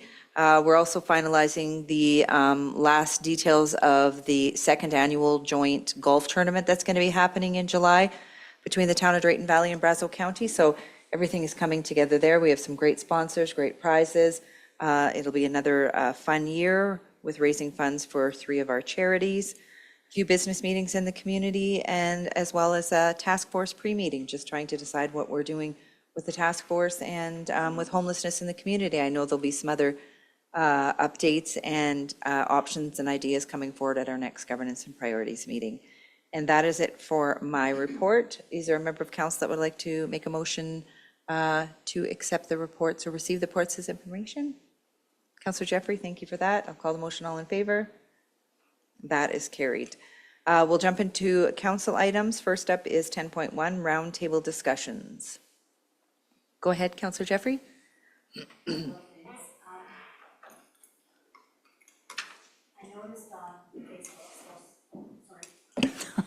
Sorry. I noticed on Facebook the other day, somebody put something on with a concern about dirt bikes being used within town property. Since that time, I've had other individuals in town approach me. In fact, one lady was very concerned about a near miss that she experienced walking the Ring Road walking trail. So I guess that the question is, or the concern has been expressed, if we could look into whether there's restrictions on what kind of bikes and what level of e-bikes, et cetera, can be used, and what kind of bylaw enforcement is happening. Councillor Jeffrey, was that like a dirt bike or was that like an e-bike? Do you know what it was? Okay, I asked that question, depended on which person it was I was talking to as to what they knew. So I really can't answer for sure. The description that was most recently given to me suggests dirt bike. But whether it was that or an e-bike, I'm not sure. I'm just asking my husband because the complaint came into what it's called, because it was at the skate park as well, and there was families that were mentioning that kids were now afraid to go there because of it. It's called something, I can't remember. What, do you know what it is? Well, they are e-bikes, but they look like dirt bikes. People, when they say e-bikes, think of pedal bikes that are electric. These are ultimately they're just electric dirt bikes, yeah. So they're electric, so they're quiet is the trouble. You don't hear them, so you don't see them, you don't have any warning, and all of a sudden they're going by very fast. But they aren't allowed to do that. No. It's just a matter they need to call the bylaw right away and report it. Yeah, we just passed in the last 2 meetings ago, the bylaw policy we wrote for And it talked traffic, about, talked about those. they were They allowed probably to could be enforce on, it too, but they were allowed to be on trails, but these aren't e-bikes because they can go up to 50 K, I think. They're not governed out at 30 like what your typical other bikes are, so it's I don't an think we. off-road. Yeah. We'd have to ask Viola. Actually, the one person said that she did call in and it was looked at, but of course the bikes were long gone before they could respond. So if nothing else, we need to put out a clear message, I think, about the restrictions before we have somebody get hit. That would not be good. So that was one concern that was raised. And I just have a question. We must have a development permit policy or something, or whatever, I guess. Application? Yeah, I'd like to gather some information about that process, and is there a committee? And I ask just mostly out of interest.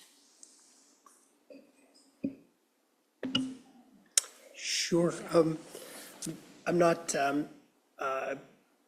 tracking exactly what the question is. So a development permit is brought by a developer and it comes in. If it's compliant, it just goes through the normal part 4 of the land use bylaws. If there's opposition, then subdivision appeals go through the subdivision appeals board, which,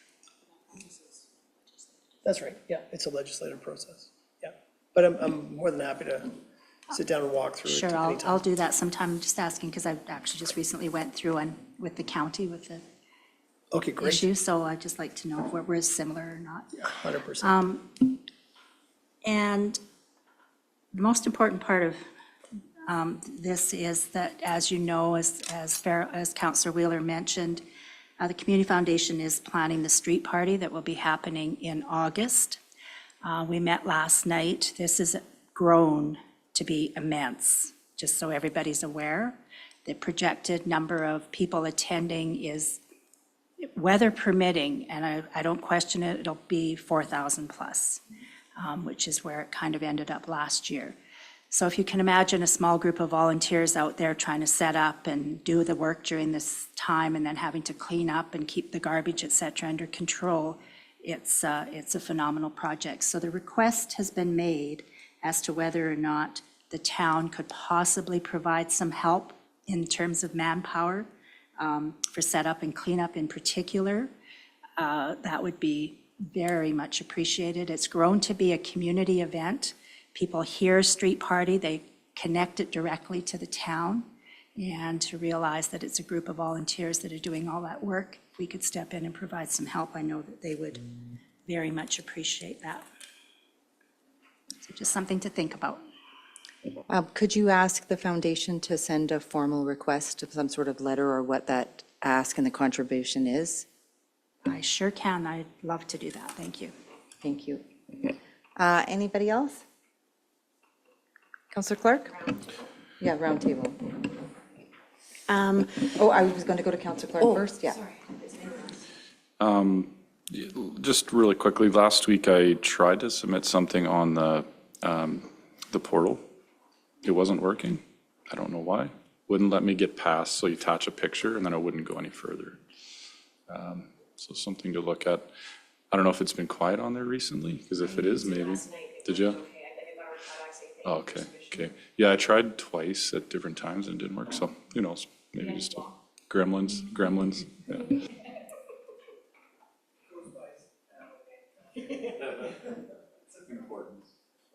Councillor Wheeler? Yeah, so thank you. Mine is around the tax assessments and some communications that we've been having with residents and questions and for us. So I guess at the end of the day, they were told that they have a rental property and that if it's a rental property, it's billed as commercial. And so. No, that is not correct.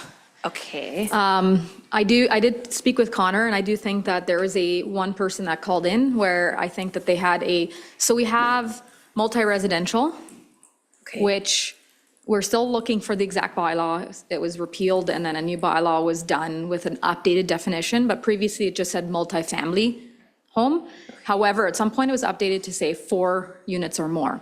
So anyone with a complex with 4 units or more is billed at the multi-residential rate. it's not rental versus if you live there, that's the difference. However, I do know there was one person that called in who's fourplex, I think, was it a fourplex or more, was previously, the rate was applied as residential in error and was fixed this year, Yeah. but it was accidentally put to commercial. So I'm guessing potentially that's where it was, Okay. so that will be corrected through. Oh, so it is an error. If it's the same one we're Okay, talking yeah. about. So rental properties are not rated differently. It's four or more units in a multifamily complex of 4 or more units, or there is a separate rate, which is multi-residential. And that is a significantly higher rate in Drayton Valley. And it's kind of come up a few times, like, hey, maybe if we're going to try to influx more inventory into Drayton Valley to change that. So that's definitely a conversation council can have, but that's right now how it's being done. Yeah. If I can interject here. So we have 3 properties. One, I believe that you were referring to, that were assessed incorrectly as commercial when they should have been multi-residential. Okay. That was just a mistake on the assessor's part. It's Yeah. in the process of being fixed. Okay. And then like Elvira said, 3 or fewer dwellings on one title is residential. 4 or more, so 4-plex, 8-plex apartment building is multi-residential. When you say on one title, so registered to one person. person, So but if there was 4 houses all registered to the same person, but individually, they would just be normal residential? Yeah, so let's say you had a 4-plex, but it was 2 titles. Yeah. And you own both of them, it would be residential rather than multi-residential. Interesting. So because we'd asked for all the tax categories and rates and everything to come forward in the summer, well, I'm assuming that will be part of that conversation then? Yeah, we were gonna try to get some more information. I mean, all the assessment, that's all on the mill rate bylaw, how much each different classification, what the assessment But the applies to definitions it. of what are which Yeah, so category aren't, that's what so we're trying to people don't track know. down. There is a bylaw, Yeah, and the old bylaw has multi-residential as multifamily, so anything more than one. And I know it was updated, and we can't track that bylaw down just yet. It was repealed, and Sue's working on it. Okay. And so there is a classification bylaw, but we know that there's something, yeah. a repealed one that was updated. We just administratively cannot locate that. But it was changed from just multi to 4 or more. And to add, it will be administration's goal for next year's bylaw to include definitions for every code. And then it'll Yeah. just be in the tax rate bylaw going forward. Which would be super helpful for us, even for me trying to speak to it. People are like, why is it classified like that? And I'm like, I don't know. I don't even know what the classifications are. So it's just trying to Yeah. find the information. Well, which- and all the main, the classes are regulated by the MGA. It's when there are several allowable subclasses. Yeah. That's where, so it's really just the multi-residential that's not directly linked to the MGA. And because we have a bylaw, that's why it was not in the mill rate bylaw, because there's a separate classification bylaw. Yeah. So it's a matter of combining them or linking it directly to, like referencing that bylaw for anyone that needs it, yeah, to be So more. it's 4 and more. So Correct. 3 and under is Yeah. one kind of 4 and more. Okay. Yeah, for sure. Okay, yeah, I think And- that will help. The total assessments is about 658,000. No, taxes, not assessments. I can't remember what the assessments are. So $658,000 of taxes are coming from multi-residential right now. So if council were to change that, what would happen is that burden would now be distributed Shared. among residentials, which is entirely, that is a strategy going forward. It potentially could motivate more multi-residential units being built, potentially. So that impact right now, very, very vaguely, is about $100 per every other residential owner. That burden would be, yeah, $100 for everyone more. Yeah. If we wanted to even out the rates and not have it. Calgary does not have multi-residential, Edmonton does, but Edmonton's, I think it's 15% more. Oh, I looked it up and it Edmonton's is said, only 6% higher for multi-residential, oh, Do okay. you know how much higher ours is? about 42%. 42? Yeah, it's It's much higher, very yeah, high. yeah.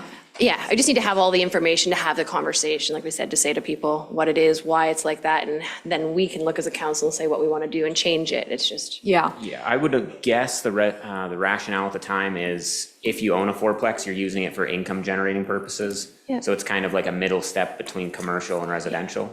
yeah, and as long as people are aware of that, they might choose to only build 3 or 4, and that's their choice. It's just, again, it's the upfront knowledge Yes, versus for sure. the change. And same with the assessments when they're Have thinking separate it's just titles. because they're rentals. They're like, I have a rental property, like the guy across the street has a rental, but it's only 2 units, so he would be taxed as residential, and they're being taxed as something else, and they're like, I don't get it. So once I have the definitions, then I can explain to them this is why, that's not a problem, so. Yeah, and there was 3 roles that were incorrectly assessed as commercial that are gonna get changed to residential. Okay. I believe council may have spoken with one of them. I've spoken with one and I have one other. I can verify with you if they're on the list or not, so that would be great. And I have two that think they're Yeah. the same. Okay.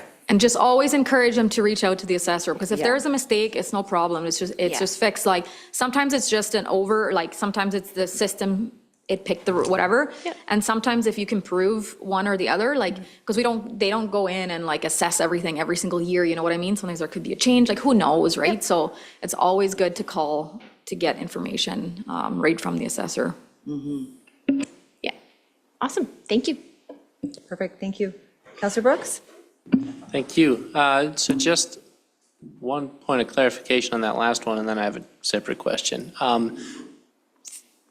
As I understand it, theoretically, if there's an 8-plex or whatever, and I owned 3 units in it, I'd be taxed at the residential rate on those 3 units, or because it's an 8-plex, I'd be taxed at that multi-residential rate?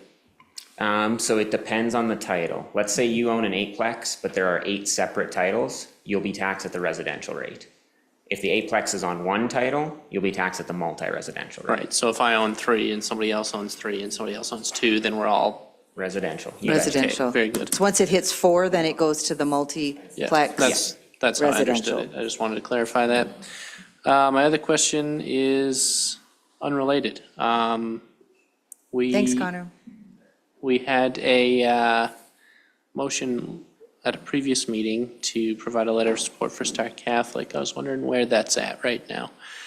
One of their board members was pestering me about it, so. What was that letter again? I'll be honest, I can't remember. I wrote it down here. Is this about the debenture? I Sorry? have Is it that right about the here. debenture to Yes, administer? it was. It was about the, that library, that, The P3 library? or- Yeah, it's. Oh, I have it right Yeah. here, and Oh, you it will have be them. going to the Minister of Infrastructure as well as our MLA and the Minister of Education. So once we send it, then we can just send them a quick email that they're not CC'd on the letter, but we can let them know that it's gone out. Okay, very good. Thank you. Okay, and then, so just a couple things. So I did speak with Dane Lloyd's office yesterday, and I did request a meeting, so they jotted us down. They'll reach out to Dane and let him know that we'd like to just sit down and have some updates and drive some things forward up federally. He is having a barbecue on June 30th, so his team it'll be in Drayton Valley, because he can't be here for Canada Day, so she'll let me know, June 30th, she'll let me know on the location and the time for that. Once I have the details, I can send it to Ms. Thompson, and then we can get calendar invites. Again, we talked about next week is the RCMP open house. There is the Rooted in Hope event that is happening through Opportunity Home as well, and that is on the 19th. There's also a Value Drug Mart barbecue on the 19th. There's like about 4 barbecues that day. We'll have a lot of barbecues, and then you were saying something's happening through the foundation. Are they having a barbecue? That's their street. Oh, that's the indoor street party. Okay, gotcha. And that's the one usually at the Omniplex there. Okay, perfect. Yeah, just those couple things I just wanted to have roundtable that is coming up. I think, does everyone have those in their calendar? Besides the barbecue? Yeah, okay. Anything else? Go ahead, Councilor Jeffrey. I think I have mentioned it before, but the Health Foundation Annual General Meeting is on the 16th, And they really are looking for new board members, so if anyone knows of anyone who might be interested, that AGM would be a good place to case it out. It's at 6 o'clock at Mitch's Restaurant. So who is the executive for the board? Is there a new executive? At this time, my understanding is that the executive director that was there is still somewhat active, but his contract is just changed in terms Okay, of how gotcha. that works. And they are seriously looking at an additional staff member to handle some of the ongoing work that's needing to be done. Is there a specific project that the foundation is working on currently? Right now, you're asking me a hard question. Oh, that's okay. Don't know. Okay. That's okay.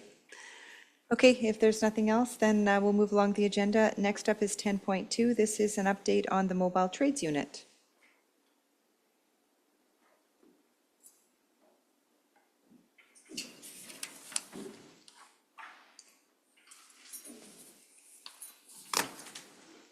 Every time it does that, I know, that's what I'm like, because I see it in the corner of my eye, I was like, what's happening? Yeah.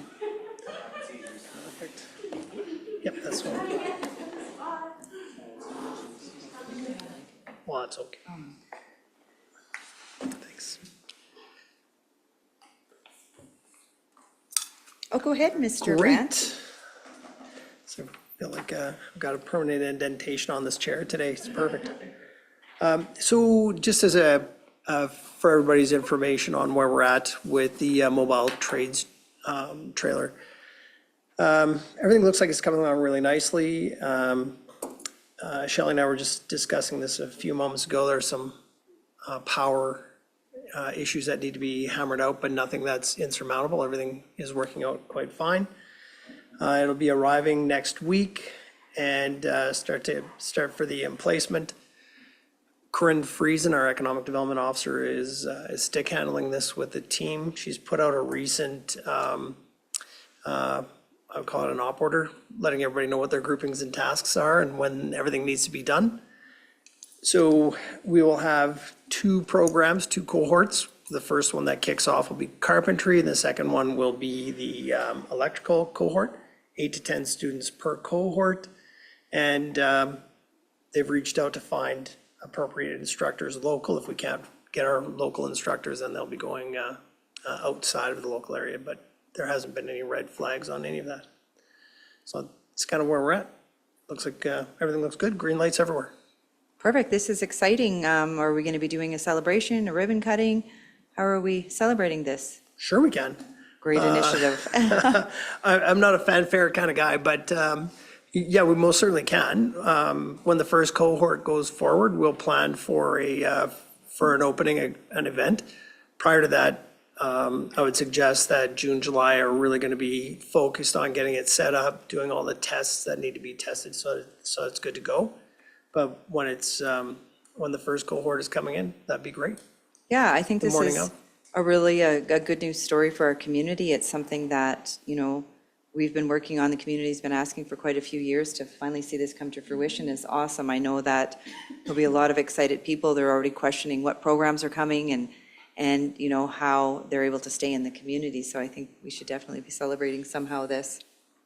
It's an absolute huge win, and in the idea of the town of Drayton Valley becoming a center of excellence for academia, post-secondary and otherwise, for this region, this is just another step in that same direction. And the work that previous administrations and council have done of setting this all up, not just this, but the rest of it as well, is spectacular. It's a very good news story. That's awesome. So if we do have residents in the community that are asking us questions, how do they register? What programs are running? Who are we sending them to? Directing them to Corinne at ECDev. Okay. She's the leader with the answers.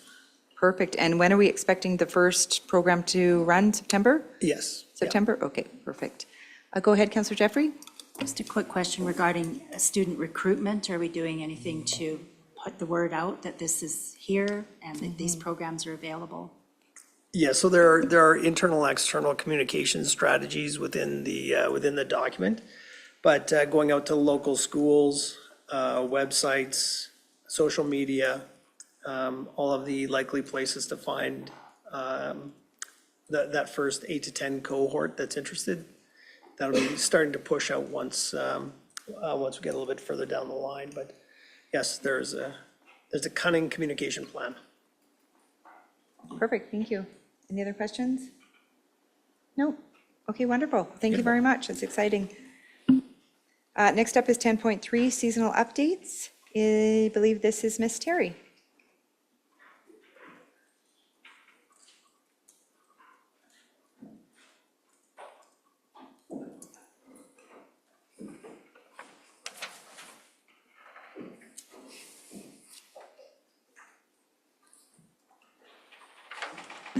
Good afternoon. Good afternoon, Madam Mayor and members of council. So for street sweeping, I'm going to let Colin speak about where we're at. I believe we've done one full round of town and now we're heading back around to do the second. So the first round is obviously to get rid of that bulk, but I'll let Colin speak to that a little bit. Not sure if it's on. Is it on? Is it green? It's green. Yeah. Okay, perfect. So yeah, Shelley's right. Absolutely, we've gotten our first pass done. I think there's a couple of spots that we need to go and tidy up again, so we're gonna be doing that in the next couple of days. From there, we'll just continue into our typical street sweeping operations throughout the summer. Moving on to other things, so is there any questions from council? Anything in regards, go ahead, Councillor Wheeler. Just if people do have a spot where they see, do you think it's worth them putting a request in the portal yet? Or should we wait until they kind of do a second pass and then, I think now would be a good time to. It would be? Okay. Start submitting some requests. if they see anything? Okay, thank you. Okay, perfect. Yeah, keep going. On to potholes. So I know that we'd been using the cold mix. That's what we could get until the hot asphalt plants have opened up. I think they've only been open for a couple weeks now, and we've put, believe 5 tons thus far since the rain, if I'm correct. So we've put, in total of cold mix, I think we've purchased about 70 and we've used about 50. For cold mix. That's right. But for the hot mix? For hot mix, yeah, we've obtained about 5 tons and put out about that much. I think in total we have another 10 standing that we're gonna use, so. Do we track how many potholes we're filling? It's really difficult to track that. For example, sometimes it's just one singular crack that has a number in it.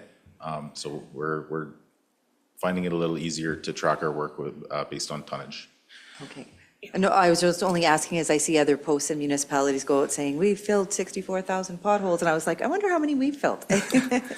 Well, it's something we can definitely look 2 at, million. like even getting one of those clicker, okay, filled a puddle, filled a puddle, filled a Right? puddle, right? And then we can kind of filled 2 track million that. potholes this season. Yeah, yeah, but a lot of areas, there's multiples, so they're just, we're doing work orders on stretches of road, and then they're doing everything within that stretch of road, and then we're just tracking the material and time and labor. But yes, so we still got a lot of work to do. Hot asphalt is going to be a more durable fix. Cold is to get us through until we can get that hot mix to start getting some more solid fixes in there. Definitely some areas that we've identified that need extensive work. So we're gonna look at what we can do internally to address those situations. And but it's moving, it's slow, but it is moving. So I think we've gotten through, with cold mix at least, majority of our priority roads and some of the residentials, and now working through the hot mix, and now we've got rain, so we're kind of on a standstill. However, we do have that capital project for a mill and overlay, which is 454th Street. Tender closes tomorrow. We do evaluation on Friday, so there'll be a bigger project starting here in the near future for a complete road, mill and overlay. Perfect. At 54th Streat? That's 54th Street, Yeah, yeah. 54th Street, Yeah. okay. Yeah. So what is the life span of the hot mix? Like, is it a season? Is it It'll be multiple years if it's done properly. multiple years? Yeah, this is gonna be a bit of a learning curve for us. It's not something we typically have been trying to do, because hot asphalt is really hard to get a hold of. It's really hard to deal with. The cleanup is quite extensive.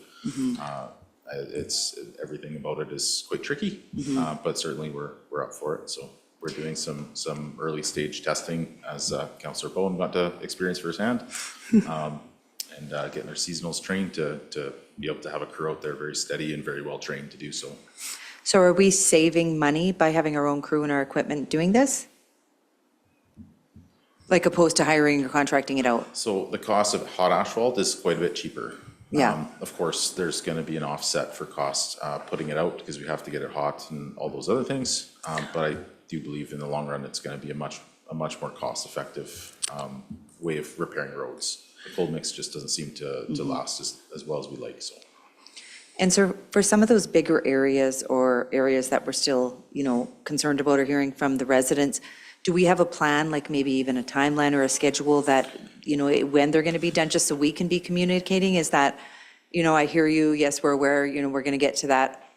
We have A, B, and C before that, or, those are bigger cutout projects, or is there a comms piece, or I guess, that we can be putting out with the bigger areas?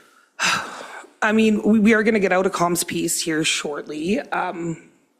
It's something that we'd have to strategize internally on how to reach the public in a productive way. That's not cumbersome for my team. So something that we're discussing.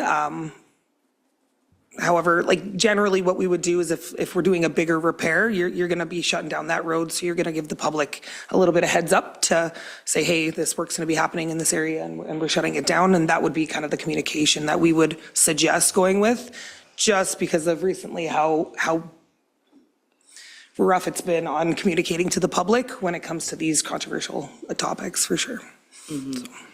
And I know that ATCO is commencing a project on 50th Ave right now. They're redoing the lines, or removing or relocating the lines.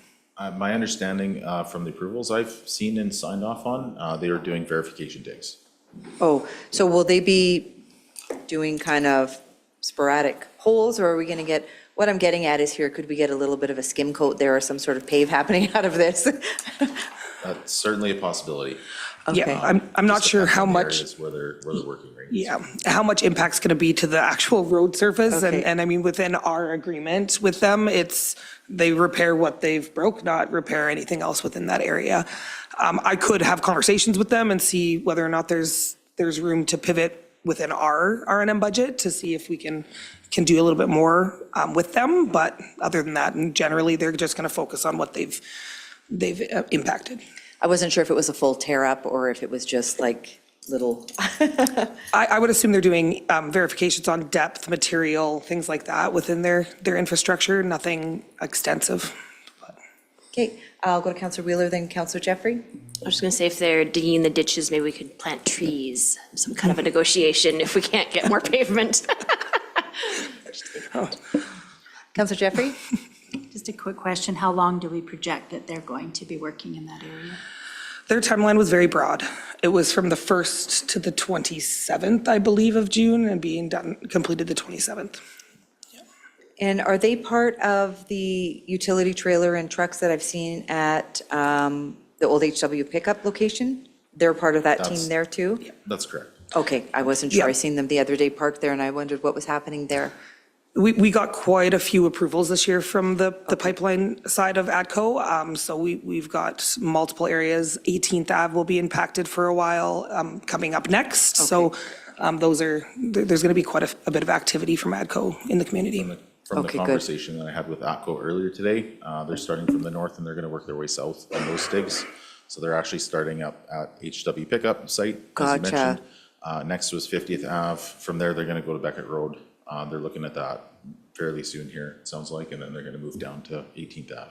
Okay, yeah, when I had drove by, I didn't recognize the name on the company, so that's why I was curious of who it was, but it's good now that we know that they're part of this ATCO project, that they're doing some things in our community. Okay, anything else around that? Go ahead, Councillor Wheeler. I don't know do they have anything that they use to communicate to the community? I'm not too sure. We did make it very clear that it was up to them to communicate to the residents impacted, but I don't know what that communication looks like on their administrative side, so I'm not really sure. So we put it out on Facebook just so that we could notify our residents in some way, shape, or form. Yes. But that was about all we were involved in, so. Yeah, I'm just wondering if we could put it back on them a little bit to make sure that they're doing something. I live on 50th Avenue, have not seen anything. The first thing I saw was from the town side, that the road is going to be closed or whatever. And so it does impact the people who live right there. It's just nice to have a heads up or plan or not plan a garage sale when your road's going to be closed kind of thing, so. We can have further discussions with them on that and see what their Yeah, their plan especially if is. they have a kind of a, like if they're going to be doing 4 or 5 projects, they could just put the map out and say, these projects will be done this summer in this areas, like, so people have a heads up.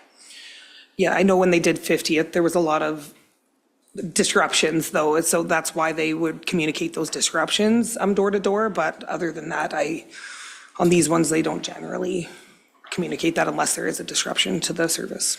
Yeah, it's just nice for the community to know, that's all. I think it's a good thing. I love, Leduc puts out their plan with all their construction, so for the season, it has the map and it has all their little X's of this project's getting here, this road's getting done here, this one's getting done, not with timelines, but just so the community can see, oh, our tax dollars are paying for these 10 projects this year, and it looks really nice.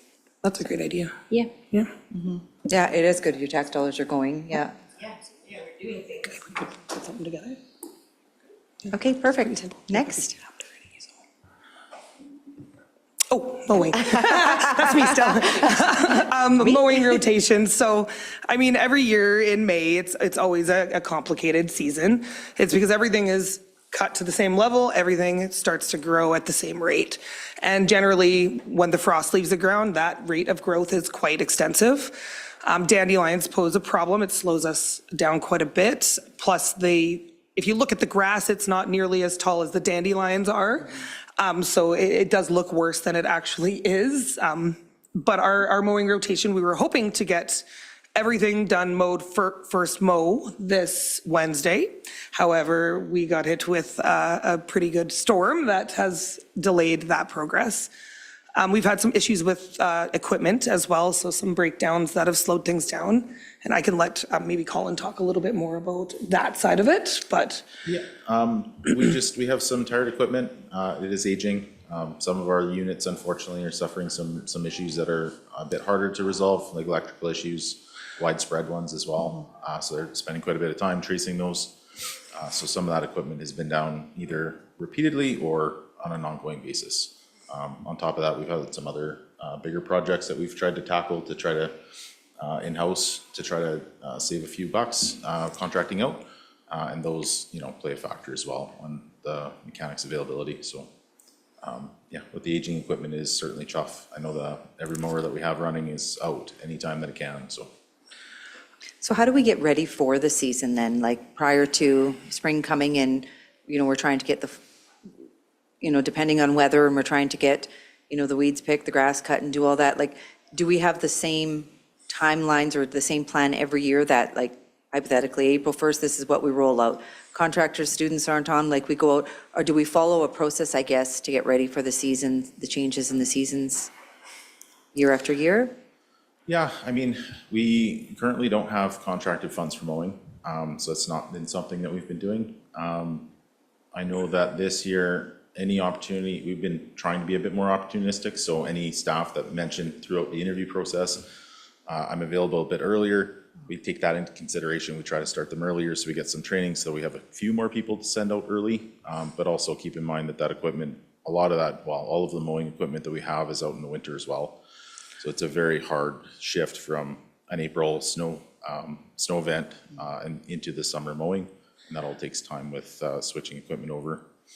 And unfortunately, that's sometimes when those equipment issues start rearing their heads, and servicing and everything else that comes with it, so. So all our equipment is winter / summer? Sweepers. Oh. Yeah. So yeah, the mowing equipment definitely, and our UTVs all work winter for trails. So you gotta wait till that snow is done, and then you've got a very short window to get ready for the spring. So yes, but most of that equipment is done for both mowing and winter operations. So we don't just have mowers you can just jump on and go out with? None.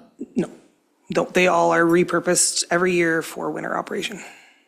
And I would say that, Most- again, some equipment issues are certainly dragging the operation down. I think with maybe a new mower, a couple new mowers, we would be in a very different position early spring, just because it wouldn't take nearly as much work to get them ready to go. You could get out there with one or two of the mowers and start. Some of the equipment that we have, the other thing we're finding, the aging things as well as certain of the brands that we have, anytime that we ask for parts, it's a week or two out.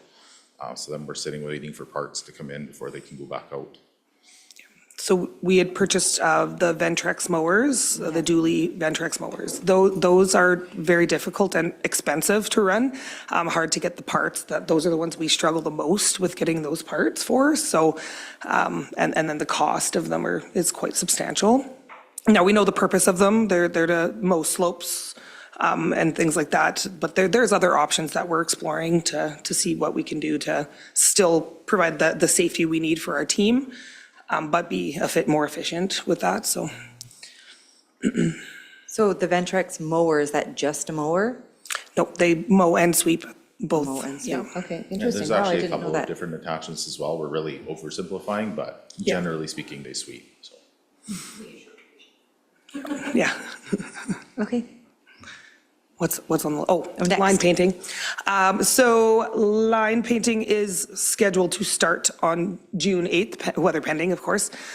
So that would be our crosswalk signals. And then the long lines, I believe, were scheduled for later in June, I believe. We anticipate that they'll be done by July 1st. Yeah, for line painting, which is ahead of schedule than we have many years, just due to weather in June. So I'm not fully optimistic that we're going to get there by the end of June, just because we don't know what the weather's going to do. This is our rainiest season, part of the season, so there is a potential that we could see delays and that could be pushed a little bit later, but optimistic that the line painters this year are ready to rock and roll early, and so June 8th is when that will be starting.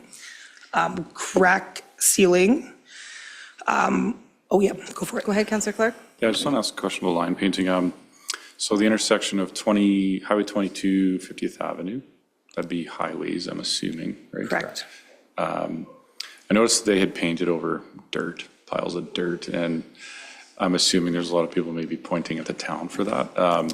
Can we chat with them about doing that properly? Because it looks like Is this not new? good. Did they just It paint? would have been last week, I noticed it. I looked at, like, between the curb and the street, it was piles of dirt and they painted right over it. So it's like, what are we doing? So what you're referring to, you'd be referring to the stop bars, or is that long lines, or? That would have been like crosswalks. So, yeah. I will call them. I'm not, I mean, I don't control their operations, but I'll let them know that that has occurred with their superintendent at But if least. people ask, that's highways, that's not the town. Yes, correct. right? That's not the And town's. has the highways been done around our? Just signaling around our town. So like the arrows, turn arrows, crosswalks, stop bars. That's the only those have things been- that have been done in our area. And do we know a timeline when the highways get done? No, it's different every year. I mean, I could reach out and see if they have a timeline, Yeah. but I think this is always, we start getting calls in for young drivers and parents being concerned because you can't see the lines right on the highways and which lane. If you're a new driver and you don't know where you're driving. Go ahead, So Councillor Clark. if we're talking to highways, can we ask them about the intersections? 'Cause they're horrible, like the ruts and all that sort of stuff. So Yeah, patching, make it look a little nicer. yep, for sure. push hard. Go ahead, Councillor Brooks. Thank you. I was just wondering, when it comes to line painting, are we exclusively using that water-based paint? I know we can't use the oil stuff anymore, but are we, like, there's other options. I've heard of like thermoplastic paint, which is significantly more expensive, but lasts allegedly lasts much longer than, the extra cost. So I'm just wondering, what are we using? We are using an oil-based paint.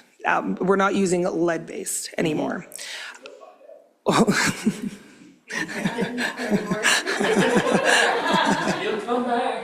It's the lead base that we can no longer get. So there is water and oil-based, and currently we do use the oil-based paint, I believe. Correct. Yeah. Thermoplastic, last year I did run some numbers based off the cost last year. to do just our crosswalks, stop bars, and signaling. Nope, it was just crosswalks, my apologies. It was about $3.4 million to do every crosswalk in town. Opposed to the opposed to the 140,000 that we're spending annually. The tricky part is scheduling it so that you're not tearing up a road the next year after putting down this most expensive paint. So our new standard now, moving forward, is any road that we redo, the mill and overlay, 50th Ave, our signals, all of our crosswalks, our arrows, stop bars will be in thermal. Long lines, it's not practical to do in thermal, but those will at least be done in thermal moving forward. We did do a couple trial runs on the older asphalt, one by Wendy's and one by Dotson Plaza last year, which are holding up very well, just to see how it does on the older surfaces. So we did the inlay thermoplastic, and yeah, they are holding well. Lifespan is about 5 to 7 years, I believe, for thermoplastic, which is substantially longer than what we're seeing with the 140 we spend annually on that. It is something that we can discuss further at budget if you choose to. It's quite expensive. So the areas that we tested already, it's been a year and they're still holding up well? Councillor Wheeler? It was actually on my list to bring that up because that's what we put on right around by St. A's, right? Yep, correct. Yeah, and I would say pieces of that are definitely coming off. So is there a way to fix that? Is it still under warranty? Yes, it would, that section by St. A's would be under warranty. Yes. Though the only section that's outside of warranty now is the section from 7-Eleven to, I believe, St. Anthony's Church on 50th. So I'll talk to them when we do our deficiency walkthrough. Yeah. To discuss those areas. It is dependent on what warranty they will cover, because there is typically times our graders may catch and pull it off. So it'll depend on what type of damage is there, but we'll definitely look at that when we're doing our walkthrough. Yeah, and even just the fix-up cost, I would say, as we discuss, potentially if we decided to do something like that, with painting, we just paint over it, but if we have to bring someone in to do the thermal touch-ups, that's a huge expense as well if we do damage it. But yeah, some of them have been scuffed pretty We good. are planning, and I'll let maybe Colin speak to this, about internal line painting. Yeah, with the approved seasonals that we have for Public Works this year, part of their service delivery is going to be doing some line painting in-house. So when the contract line painters are going to come through and do crosswalks, stop bars, that kind of thing, they're going to do the ones that are going to be alongside where the long lines are going to be painted. Really hoping that we're going to get the seasonals out fairly soon, and they'll be painting crosswalks and stop bars throughout the rest of town. Good. And then with that, and having somebody trained within our seasonal crew, we could potentially look at doing touch-ups as they fade. So something to keep in mind as well. Perfect.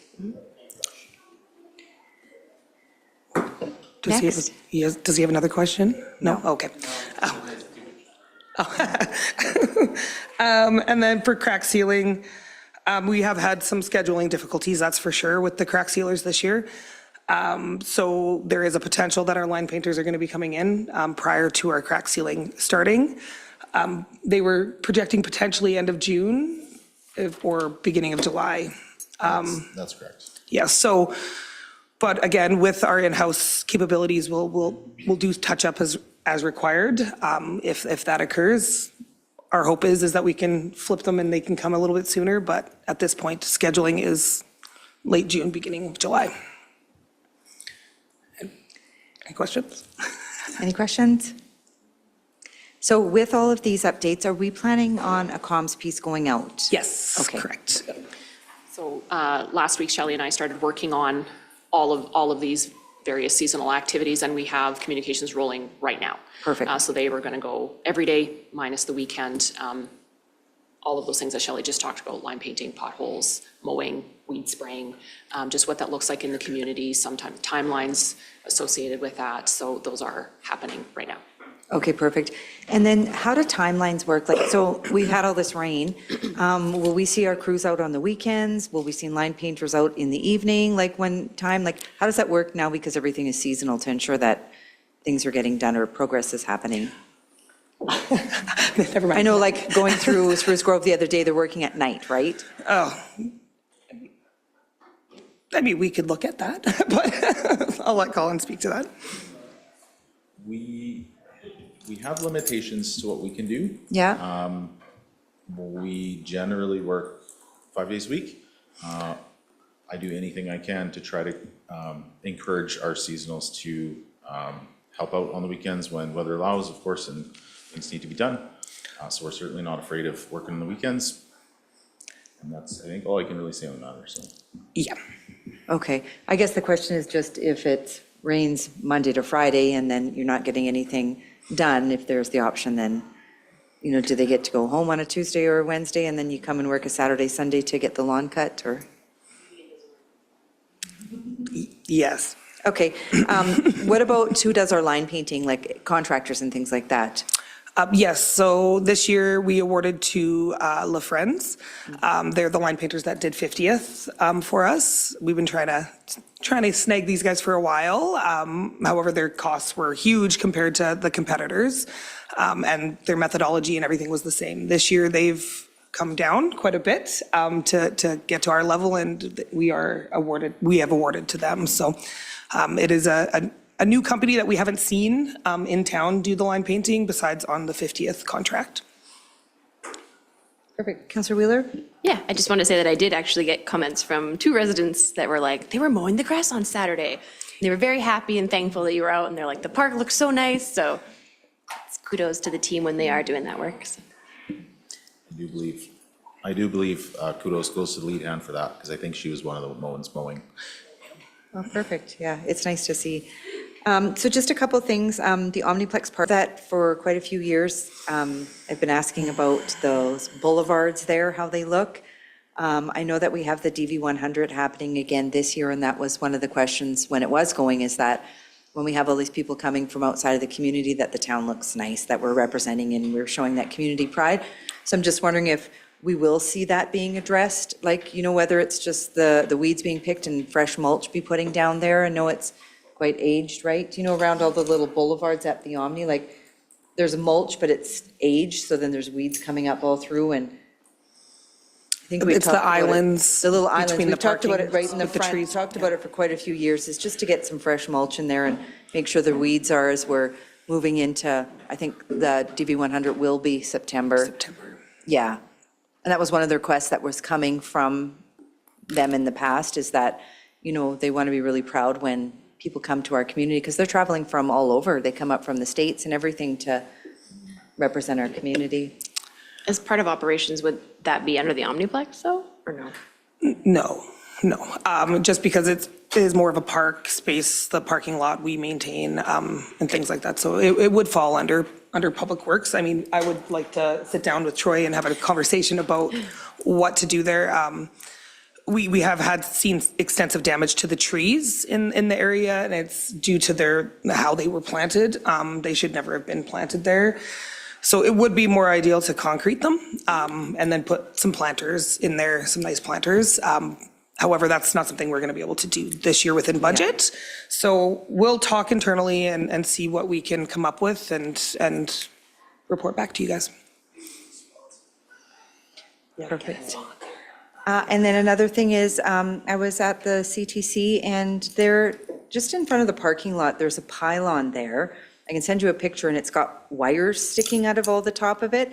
And I just wonder if they're live. You can see they're capped, but I'm just thinking with the schools there, and, I can confirm that they're not live. oh, they're not live. Okay, My understanding is that when they built the facility, they pulled wires for potentially a light stand or something. Yeah. And they are just inert. okay, they are. There's just a pylon there, so I was wondering. Yeah, we found them when we were doing a bit of cleanup there last fall, so I had Okay. it confirmed, and just wanted to make sure we don't hit them with the mower. over and Yeah. over, so. Yeah, for the fountain, well, I don't know, it's in a weird spot if you're putting a fountain there right in the middle of the parking lot. Well, and that makes sense because we did end up going with the solar lights instead. So it was probably in the scope of work to run power for street lighting in there, and then went Yeah. a different route and did solar lights in that area. Okay, yeah, no, I was just worried with all the kids down there and everything, if we needed to maybe be concerned. Any other questions? No? I do want to add one more highlight. So the distribution project for tying the water treatment plant into the distribution network, we have now completed our tendering process. It was I think we got 4 bids on it, but originally we had projected with the engineers that this project for construction was going to come out at 3.5 million. However, after tendering, it has come in just under 3.1 million, which allows us to have a 10% contingency and construction administration on budget. I was considering walking on an item pending on what the tender did on the 28th. However, we came in under budget on that tendering process, so that is a happy news story. We will be proceeding right away with that project, which has been ongoing since, I believe, 2023 for sure. That's awesome. Yep. Yeah, good news, thank you. Yeah. Good news to you and the team. Thank you for doing that. That's awesome. Any questions around the project? Okay, sure, go ahead. That is good news. Thank you. I just want to talk about, and I wish I knew the address, the street that goes in front of the schools there, and the 43rd Street. 43rd Street, and the, I'll call it the ditch, Bioswales? Bioswales, whatever yes. they're called. Yes, that's been brought to my attention by a few residents. Yes, I know I've talked about this before. I am in conversations currently with the engineers. As part of the deficiency list, we'll be going through them and coming up with a different plan. Just until those shrubs become more established, the purpose of it is for drainage, and you want like swamp grass is what it's called, to absorb a lot of that moisture so that it doesn't enter into our storm network, which overloads from time to time in that area. So it was a way to slow release into that area, and it is serving the purpose that it was intended for. However, aesthetically, I can respect the fact that it does not look nice. So we're going to discuss with the engineers during our deficiency walkthrough and come up with a plan on how we can do that. Warranty is up this year. So once that warranty is up, like I'm thinking we might go in and do some tidy up in-house on our own, just until those shrubs become more established and get it looking a little bit nicer for our residents until that happens. But the intent of it is to store water and slow release it. So It might be helpful to communicate that so that people Yes. understand. I mean, I understand that, so now when I walk by it, I kind of look at it a bit differently, although I do notice that there are some dead shrubs. So again, it needs some work, but put that word out so that people understand what's happening there. yes, I actually do have it on my list to do a communication piece to the public because I knew it would come up again this year. So I will work on that with our engineers as well to make sure that I got all the proper information out to the public and make that happen so that it's well communicated. Are we able to go and just weed whip it down to a certain level at least so it's a little bit appealing? And then that way until the warranty work is done? So the grass will grow to a certain point and then stop. That's the purpose of that grass. In the design and the manual for operating and maintenance on that is you're only supposed to actually mow the first foot on either side from the road in and from the path in. However, we'll look at other options with the engineers. He did try to call me while I was in here to discuss it a little bit further, but we'll look at and see what we can do to make it just a little bit more aesthetically pleasing for the community. Perfect. Go ahead, Councilor Wheeler. Just even if you just did that at this point, because those shrubs are taller than the grass right now, they will create kind of a natural fence. And if inside looks a little bit more like a bioswale, that's okay. But if the edges looks nice up to at least the hedge line, that would make a huge difference. Yeah, and I know our team is a little bit cautious about stepping into there due to the warranty phase. We don't want to nick up a shrub and then us get blamed for that, and then it'd be outside of that warranty. So once that warranty is up, like we will better maintain that, but I'll get the engineers to hold the contractor a little bit more, just to get it done for us. Yeah, absolutely. Perfect. Okay, anything else? Well, thank you very much for that. We appreciate it. Looking forward to the comms piece going out, and then that way we can communicate to the residents a little bit what's happening when it comes to seasonal updates and everything like that. So that wraps up our agenda for today. If there's nothing else, we have no information items. We will adjourn the meeting at 2:12 p.m.